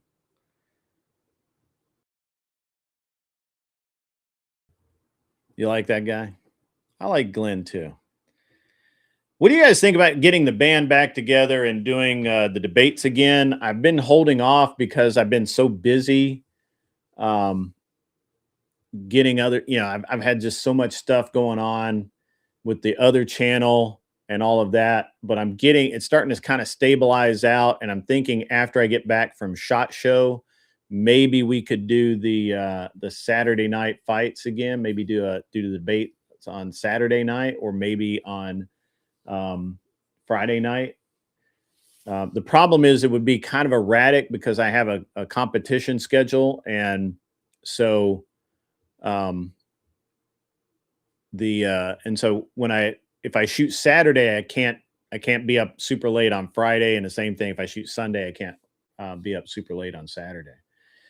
What do you guys think, though? Should we start doing the debate stuff at Debate Saturday nights? Be there, you're gay. Okay, all right. Well, you definitely don't want to be gay these days.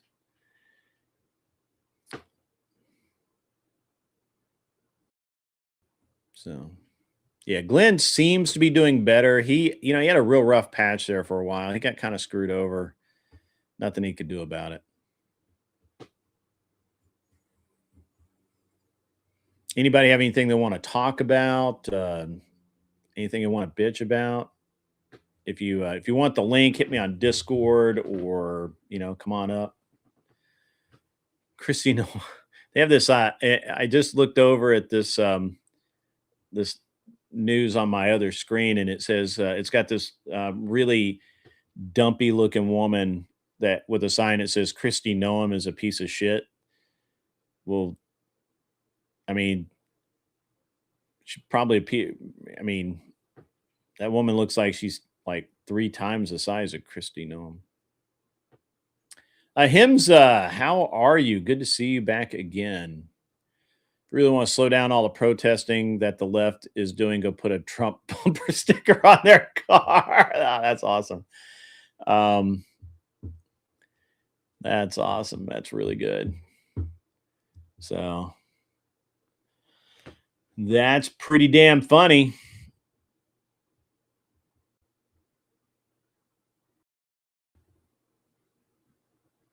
That's pretty damn funny.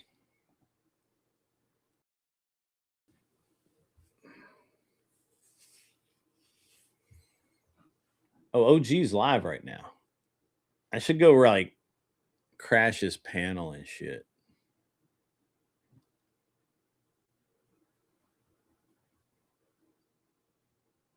Any thoughts about everything going on in Iran? Yeah, fuck yeah. I like what's going on in Iran. I'm hoping for an internal regime change. Cool shit for recently for freedom dispensers. Well, I'm about to go to SHOT Show. I'm going to see a lot of it. I have been reloading like it's going out of style. I did like 300 rounds today. I reloaded 300 rounds of 9mm today. The Destiny Enrique debate was epic. Yeah. Did you see any of my work? I think I did great work. I don't know. I think it was, I'm not saying it was the best, but it was pretty good. Hello, Jay. How are you? How are you?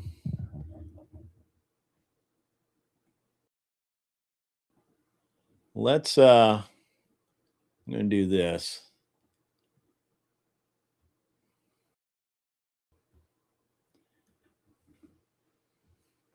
Well, I reload. I have a very special reload that I do for my competition rounds, and if I bought it, it would be like stupid expensive. So let me go over here and these guys up here.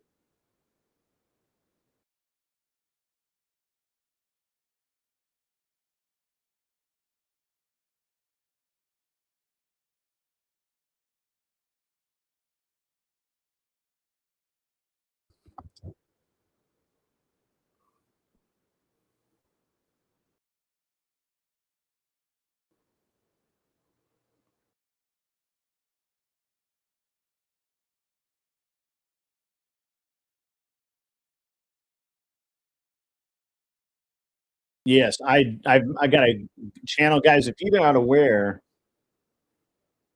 let me jump out of here. I'll come back. If you haven't heard, guys, and I'm going to be uploading more stuff. Matter of fact, I'm going to be working on that later today. You go to gunprattle.net and you can get merch. You can get all kinds of good stuff. You can get hats, shirts, coffee mugs, all that stuff, man. And it's pretty good stuff. Now, since we're talking kind of about my since we're kind of talking about my what's up, Johnny Dollar? Since we're kind of talking about my what I reload, what I'm reloading these days, my competition 9mm round, I've been using this for almost a decade. It's a 124 grain precision delta hollow point, jacketed hollow point. A lot of people use plated round nose or plated flat point. I don't. The accuracy really matters to me, and you can't beat a jacketed hollow point for accuracy. You just can't. And so it has to do with how the jacket's swaged over it and how consistent it makes the bullets, and that obviously improves the spin. So when I do the so I load my current load, and I'm not telling anyone to duplicate this. If you reload and you want to try this, work up to it. Use use your brain. Don't just take my what my load is and duplicate it without proper testing. What I do, my load is 124 grain jacketed hollow point from Precision Delta over 3.4 grains of E3 powder from Alliant. It's a shotgun powder. It burns very fast and very clean, and it's super great to shoot. It just does. I don't get the buildup in the gun. I don't have to clean the gun as often, and I really like it. Is a little smoky. That's okay. I could maybe reduce the smoke a little bit with a little bit more. I could add maybe a little bit more powder and reduce the smoke, but that would then it wouldn't be as soft shooting. This load is super soft shooting, and it's like it's a cheat code, honestly. And then I load that, and now for game day rounds, I'm loading that in 9mm nickel plated shell casings, 9mm, of course, and for just general use, I load them in just range brass that I pick up off the ground and process, and that's what I do. And so yes, is it as cheap as Winchester White Box? Probably about the same. The difference is I have absolute faith in those bullets going where I want them to go, and that's worth something to me. And I have a rifle. I have a game day rifle round load. I have a game day long range rifle load. So, it's all the shit. So, yeah, pretty good. So, the new episode of Gun Prattle will drop on Wednesday. I'm thinking about tomorrow evening, if I can get Clover Tack on board, doing an episode with Clover Tack or somebody else. I'll have a guest on and we'll talk guns maybe tomorrow night. It depends on if I get into a debate or not. Again, this has been like, I took a month off, and this week is just the first week back has just been amazing. Apparently after this Venezuela soldiers report, all of South America is playing ball with the Trump administration. I read that. I don't know if that's true, but we can talk about China really quick. So it's interesting because there were some guys talking shit about, China over, I think it was on JS's Discord or something. I forget where, but they were talking shit about, how China's doing this and China's doing that. Look, guys, you may not realize this, but Trump's tariffs has hurt China. You just don't know. Their real estate is in a massive, massive nosedive value. And I know that because I have real estate there. Their real estate it's not plummeting. It's not in free fall, but it is definitely hurt. If you go to a mall in Beijing right now, there are more eateries, more food than there are retail shops. And retail shops are closing because literally nobody's buying. Like nobody, it's just not buying. There's just, the money's just not there. Now, the reason for that is, um, when there were no tariffs and they were literally able to just sell whatever, and they were shipping a bunch of stuff to America, which has slowed down a lot. Getting employed was easy. And just as a check on reality, they're not they're not the fastest growing nation of millionaires anymore. Matter of fact, they have a massive retraction in their workforce.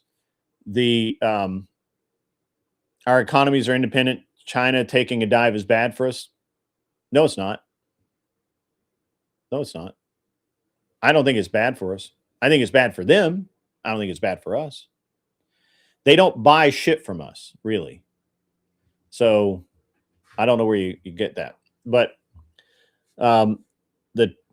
the reality is China is, their economy is in a lot of trouble. And even hardcore communists, my father-in-law, for example, even hardcore Chinese loyal people are saying that Xi has no idea what he's doing. He's not a businessman. He doesn't understand the policy, and he's fucking his country up right now. So that's a big deal right now over there. And so they just don't have the discretionary income that they did have. Real estate they're in lots of trouble in real estate right now. And when you look at the Asia society overall, what you have in Japan, for example, is you have an aging society that there's not enough young people to take care of even the old people. And so you have there are rows of houses that are empty because nobody's going to buy the house, right? It's just empty. There's nobody there to buy it. You have a lot of jobs open because there's nobody, they can't find anybody to fill the job. They're actually starting to give work visas in Japan again. They're resistant to it because they haven't done it in a long time, but they're starting to. And because of the one-child policy, China's kind of about to go through the same thing, because you have an aging out society, or you have an aging group of people, and a lot of their children are just not capable right now of taking care of their elderly. And it's a very interesting problem that they've got going on right now. Now, let me just tell you how bad it is. So as an anecdotal, a funny story, I'm going to give you a funny story. So my wife was over there last week. She had dinner with a family friend that that my son plays with their son when he's in China, when he was little. And now they're the one kid, he's in a private school. He's about to go to college, and he takes a cab to school every day. Right. So when the kid goes to school every day, he and by cab, he means Ubers and whatnot. He was remarking to my wife and son that you've never seen so many Uber drivers that used to be CEOs or CFOs of companies. My wife's cousin, Nancy, they have, her and her husband have a chain of dental offices, right? They're dentists. They have a chain of dental offices in China. They're very successful. They're actually showing a profit this year, but the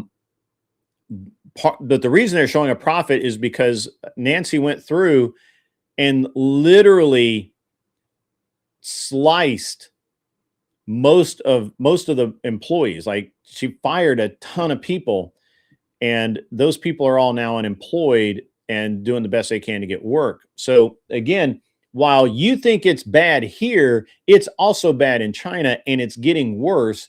And the reality is that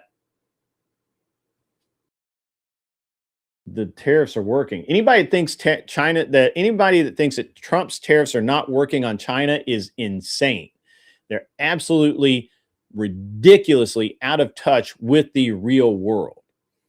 And there's a lot of things going on in China internally that may cause some interesting things going forward. One of the more interesting things is it's becoming increasingly obvious that the current administration in China is not capable of continuing economic health in China.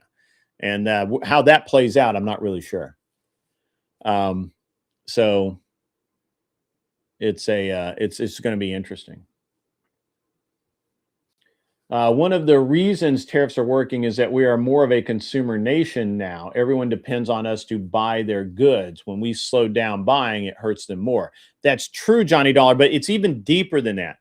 We've always made things in this country. The difference is that like my company could buy something in China, bring it over here, and sell it for less than I could make it. And that's not the case now. Now with 45% tariff, a lot of the things that I was having made in China, I can have a plastics company or an injection molding company or a CNC machine company make here. And it's the same price. So that's exactly what is happening. Are they the next North Korea? Will they try to be self-sufficient? They are self-sufficient. They don't need our market. They big enough. Yeah, they're big enough. The problem is, so look, I want to understand, they're not in free fall. Understand that what's happening is that a lot of people, especially in Beijing, have been able to get very, very rich because they were doing business with the United States. And what we have really is a correction.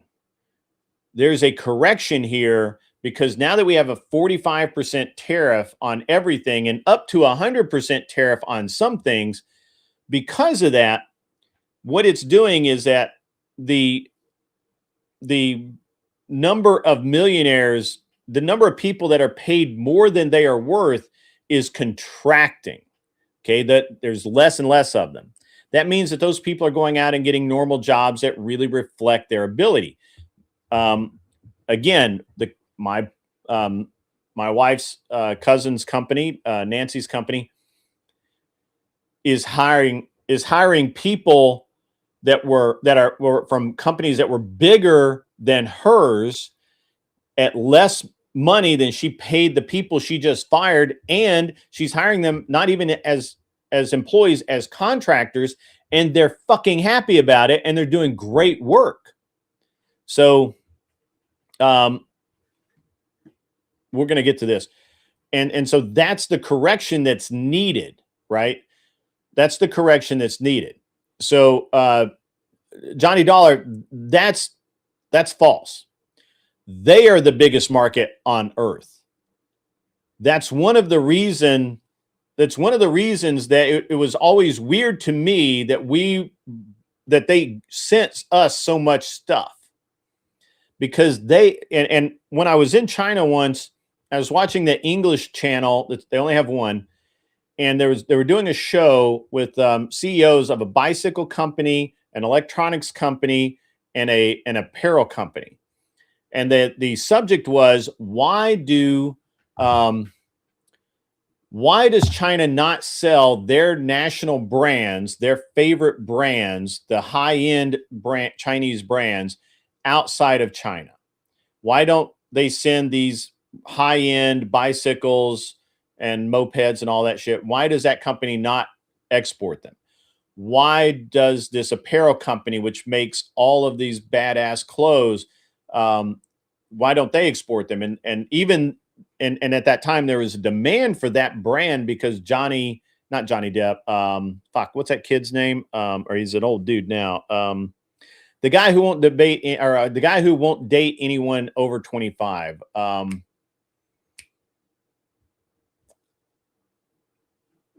the Titanic kid. What was his name? Anyway, it doesn't matter. So that guy was in several photos wearing this brand of shoes and clothes, and everybody wanted to get them. And they couldn't get them because they don't sell them outside of China. And the same thing with this electronics companies. That Leo DiCaprio, this guy, everybody wanted these shoes and this jacket that this kid that Leo was wearing, and nobody could get it because you can't buy it outside of China. And the same thing with this electronics company. Everybody wants the TV, everybody wants the phones and all this stuff. They don't sell it outside of China. And the reason that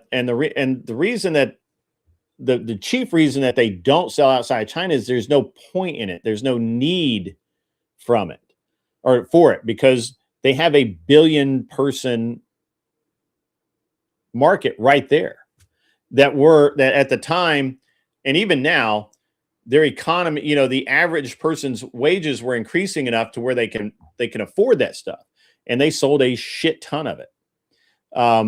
So that was a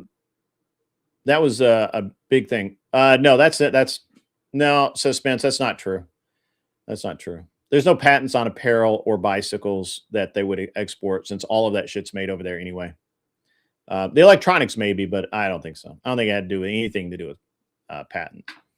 But and remember, these are like the high end brands. Like these are like, you know, they're not knockoffs. They're like stuff that the Chinese think is as good as, you know, anything else in the world. Anyway, doesn't matter.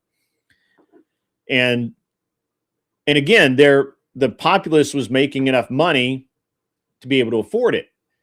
And they're like, why would we don't need to sell it out of this country? We have enough countries. We have enough customers here that we don't need to export it, and exporting it is a pain in the ass.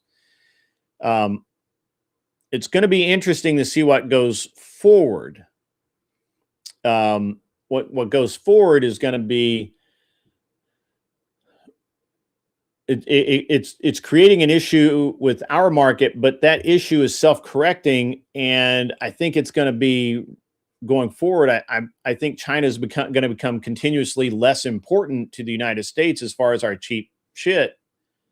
Hey, Charlotte. No worries. If you'd like to come up and chat a minute on my channel, if you have time, that's fine. If you don't, that's fine too. I'm just kind of bullshitting here. Basically, my wife and I had an excellent conversation over breakfast, and I'm just kind of passing it along.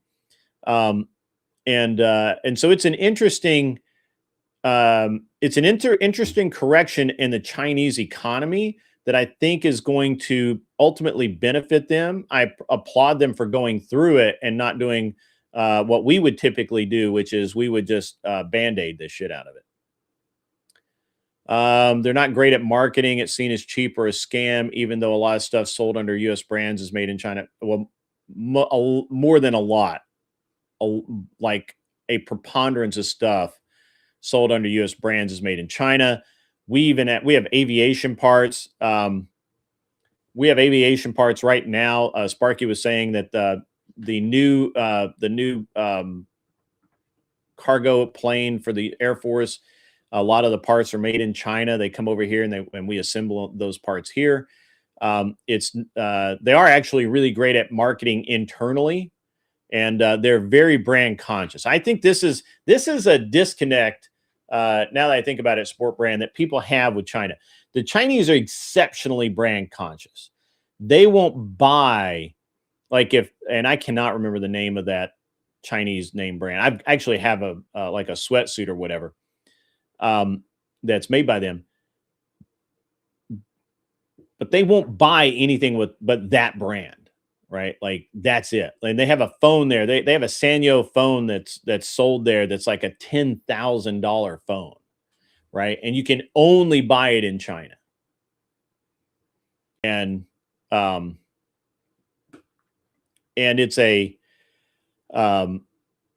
it's just that I understand the popular concept of what the Chinese are and what their market is, but you've been lied to. I'm just telling you. Yeah, DJI drones have been banned now. Yeah, that's true. I actually have DJI mics. I have 2 sets of DJI mics. I like them both. I use some DJI stuff. But it's going to be interesting because, again, they're not able to export things right now without this 45% tariff. Now, I think they're handling it pretty well. The companies have fired people, they've laid people off, they've downsized staff and all of that. And and basically they're taking their lumps and allowing their economy to correct. And they're going to come out. I think they're going to come out stronger for it. Now, the concern, and I've said this over and over and over and over and over again, and people just don't believe me. The concern that I have is they're becoming increasingly isolationist, especially as public opinion is turning against Xi Jinping and his administration, because the economy, which was like rocketing skyward since the tariffs hit and it's gone down, you have hard line supporters of China and the Chinese political machine. You have like my father-in-law is like Xi, and he is a huge Xi supporter, and he's like, Xi's fucking this up. Like, he's not a businessman. He doesn't know what he's doing. So are we going to see China go back to like they were in the 70s, where they basically shut down the country and go back to being the ultimate isolationist? I think it could happen. I think it could happen. And it's gonna, Shine. Yes, Shine is the Shine stuff's really good. Apparently, my wife knows all about that. But it's going to be interesting to see what happens with China going forward, especially financially.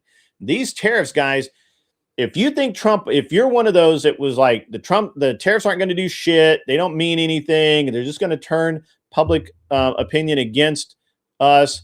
No, you were fucking wrong. And China is the ultimate test of that, because they have enough money. What's up with Hong Kong these days? It's China. It's just China. Macau is not, but Hong Kong is. Oh man. Damn it, WMD. That's funny. Please refrain from posting links. Yeah. The tariff showed the luxury market, e.g. Rolex, Hermes, LV, all made in China mostly. To some degree, Rolex, I think only a couple of things, that pieces that go into Rolex are made in China, but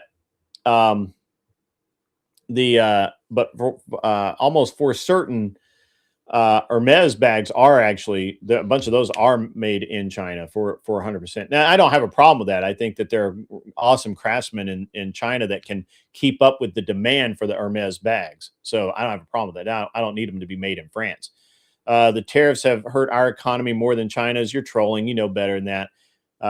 We've barely even felt the tariffs. So like nobody cares. It's at a crossroads, either to have communist control by socialism or free market conditions. So the interesting thing about China is they are capitalist in every aspect except government, except the socialist government, the communist government. Everything else is capitalism, all of it.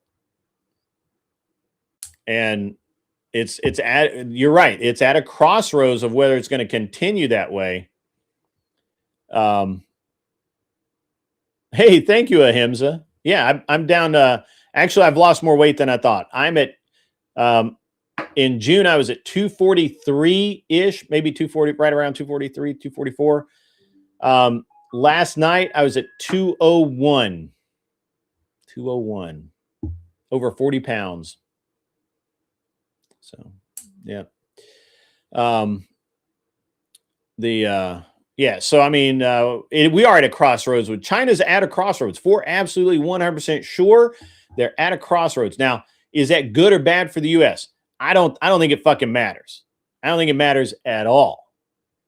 I think China's China, and China's going to do Chinese shit. Just like I don't give a shit about what happens in fucking France. Fuck those Frenchies. Domestic Chinese cars are among the best in the world. That's a bold claim, but I'm going to tell you that the upscale electric cars in China are, in a lot of ways, far more advanced than anything we've made in the US or Japan so far. Their battery technology is lagging. I will 100% say that. So again, I think China, battery technology, they could do a little better on, and really battery maintenance technology, because all the batteries are made in China. But the cars themselves are fucking awesome. Using peptides for which I don't know which peptides. I work out. I don't eat a lot right now. Mostly I just worked out a lot. So I was working out twice a day when I started this adventure, because I could go in the morning and I'd go in the afternoon. And I was riding my motorcycle. Right. It's amazing how when you quit doing things that you normally do, you put weight on. And when you start doing them again, like riding my motorcycles, riding motorcycle takes, it takes some, takes some energy and some, it works out. And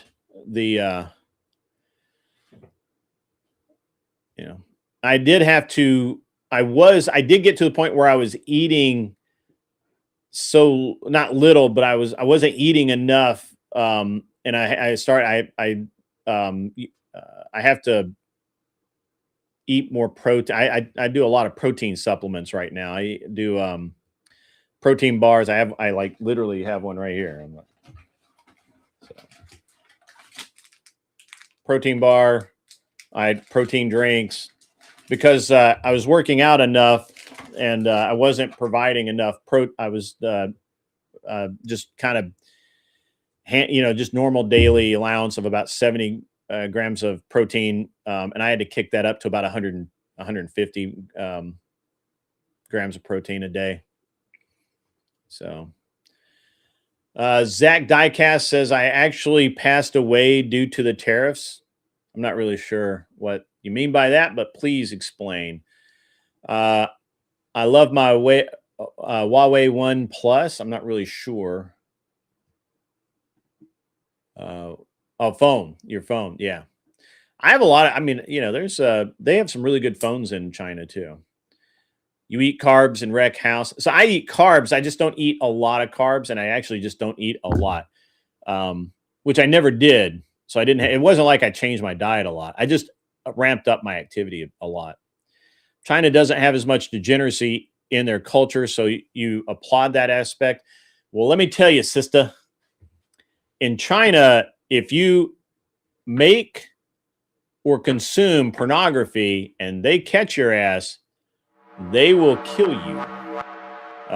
That's an offense punishable by death. $10 comes in from the Department of Numismatics. Mr. Boulay, good to see you, sir. Tariffs have apparently been great on spot prices. If trends continue, I'm guessing gold at around $5,000 an ounce, silver at $100 an ounce by the second quarter, making Greenland more enticing. Make Greenland great again. Sure, absolutely. And that's pretty good. I don't think I actually have anything China made that's not disposable. I bet you do, and you don't realize it.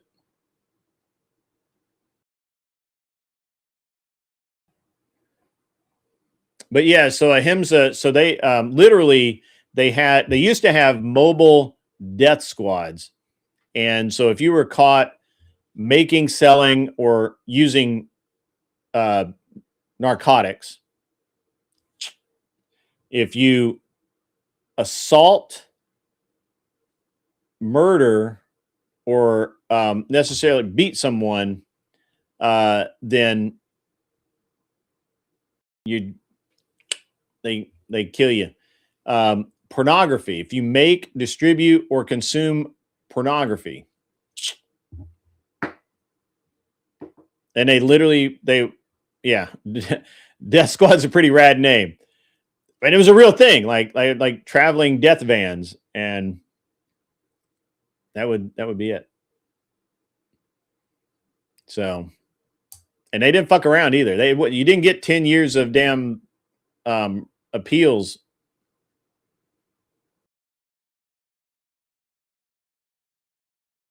They showed up, did their work, and went home. So yeah, I don't know if they still do that. Let's check. Let's see what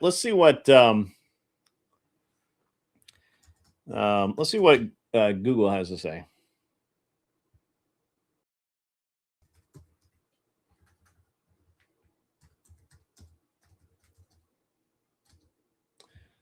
There's literally a prompt that comes up: Chinese execution van. Holy fuck, it's a real thing. An execution van is a vehicle. This is on Wikipedia. Woo, baby. An execution van is a vehicle in which prisoners are executed through lethal injection. The vehicle is equipped with an execution chamber with a bed that physically restrains prisoners while lethal injections are administered. Execution vans have been used in the People's Republic of China since 2003.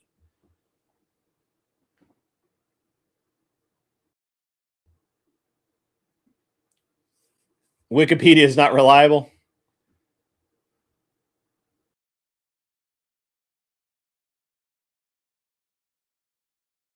I'd heard about the execution vans, but this is crazy. Washington Post.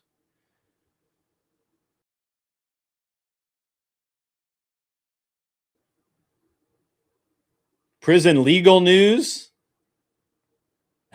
Takes notes on Canada. The side of the van says free candy. That's pretty true. I want pictures, motherfuckers. Where's the pictures at? I want the images. All right, we got to do an image search. Holy fuck, that's a real thing. Holy shit, they make a toy.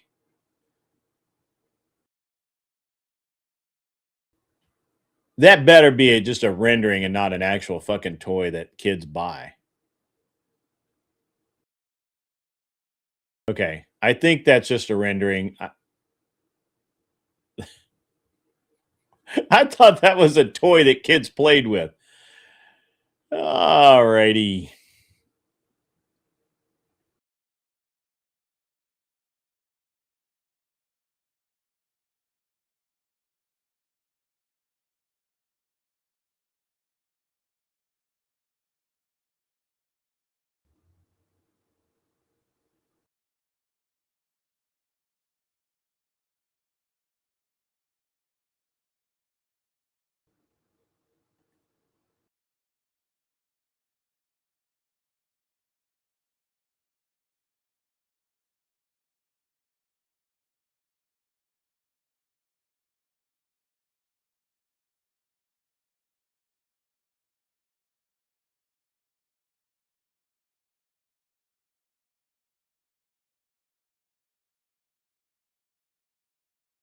That's nuts. This is crazy.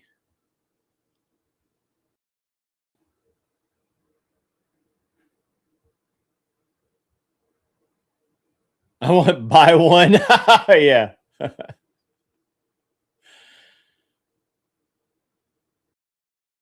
I'm not just trusting Wikipedia. I knew about them before. I just didn't think Wikipedia would cover the death bans.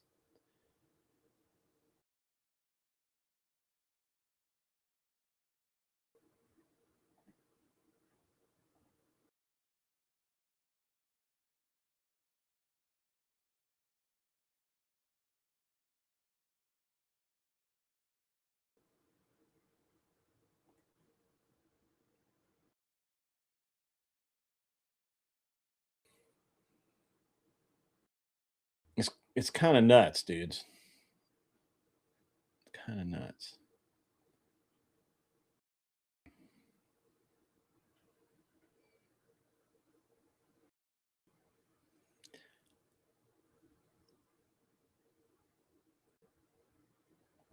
They have portable cremation vans too. They kill you in one, they cremate you in the other. This is efficiency.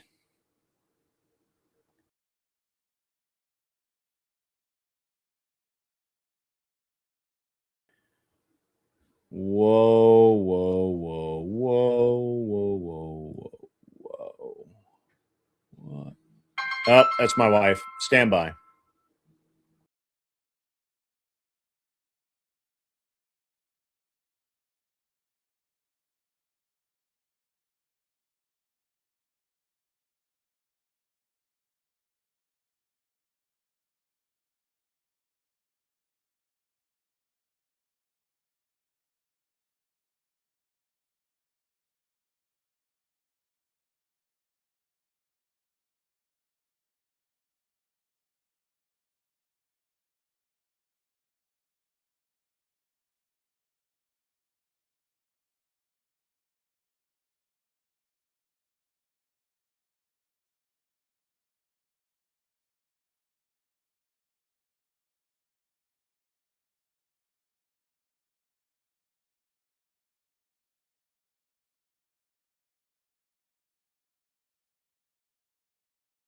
That is efficiency.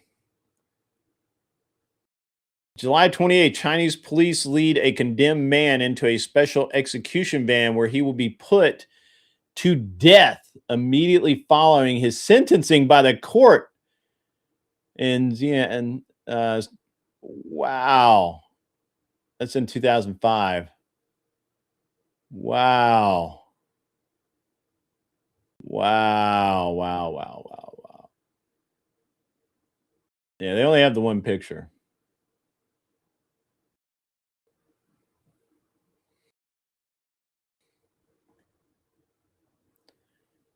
That's a yikes. That's a yikes.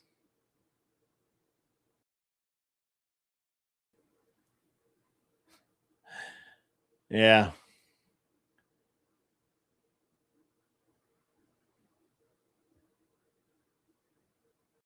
They 100% need to make a die-cast version. It's scary. I know, man. I forgot. Sorry, bro. All right, guys. I have to go take care of stuff. It is Sunday. I don't normally stream on Sunday. I really appreciate everybody coming out to hang out with me tonight. I didn't see, I only got the one super chat, so I'm feeling a little. My feelings are a little bit hurt. Hey, like and subscribe if you're not already. As always, be cool. We'll see you tomorrow for the day shift. I think I'm gonna be able to do the day shift tomorrow. I got some stuff going on. Got a lot of. If I do make it, it's gonna be fucking hilarious, and you guys are gonna really enjoy it. As always, be cool.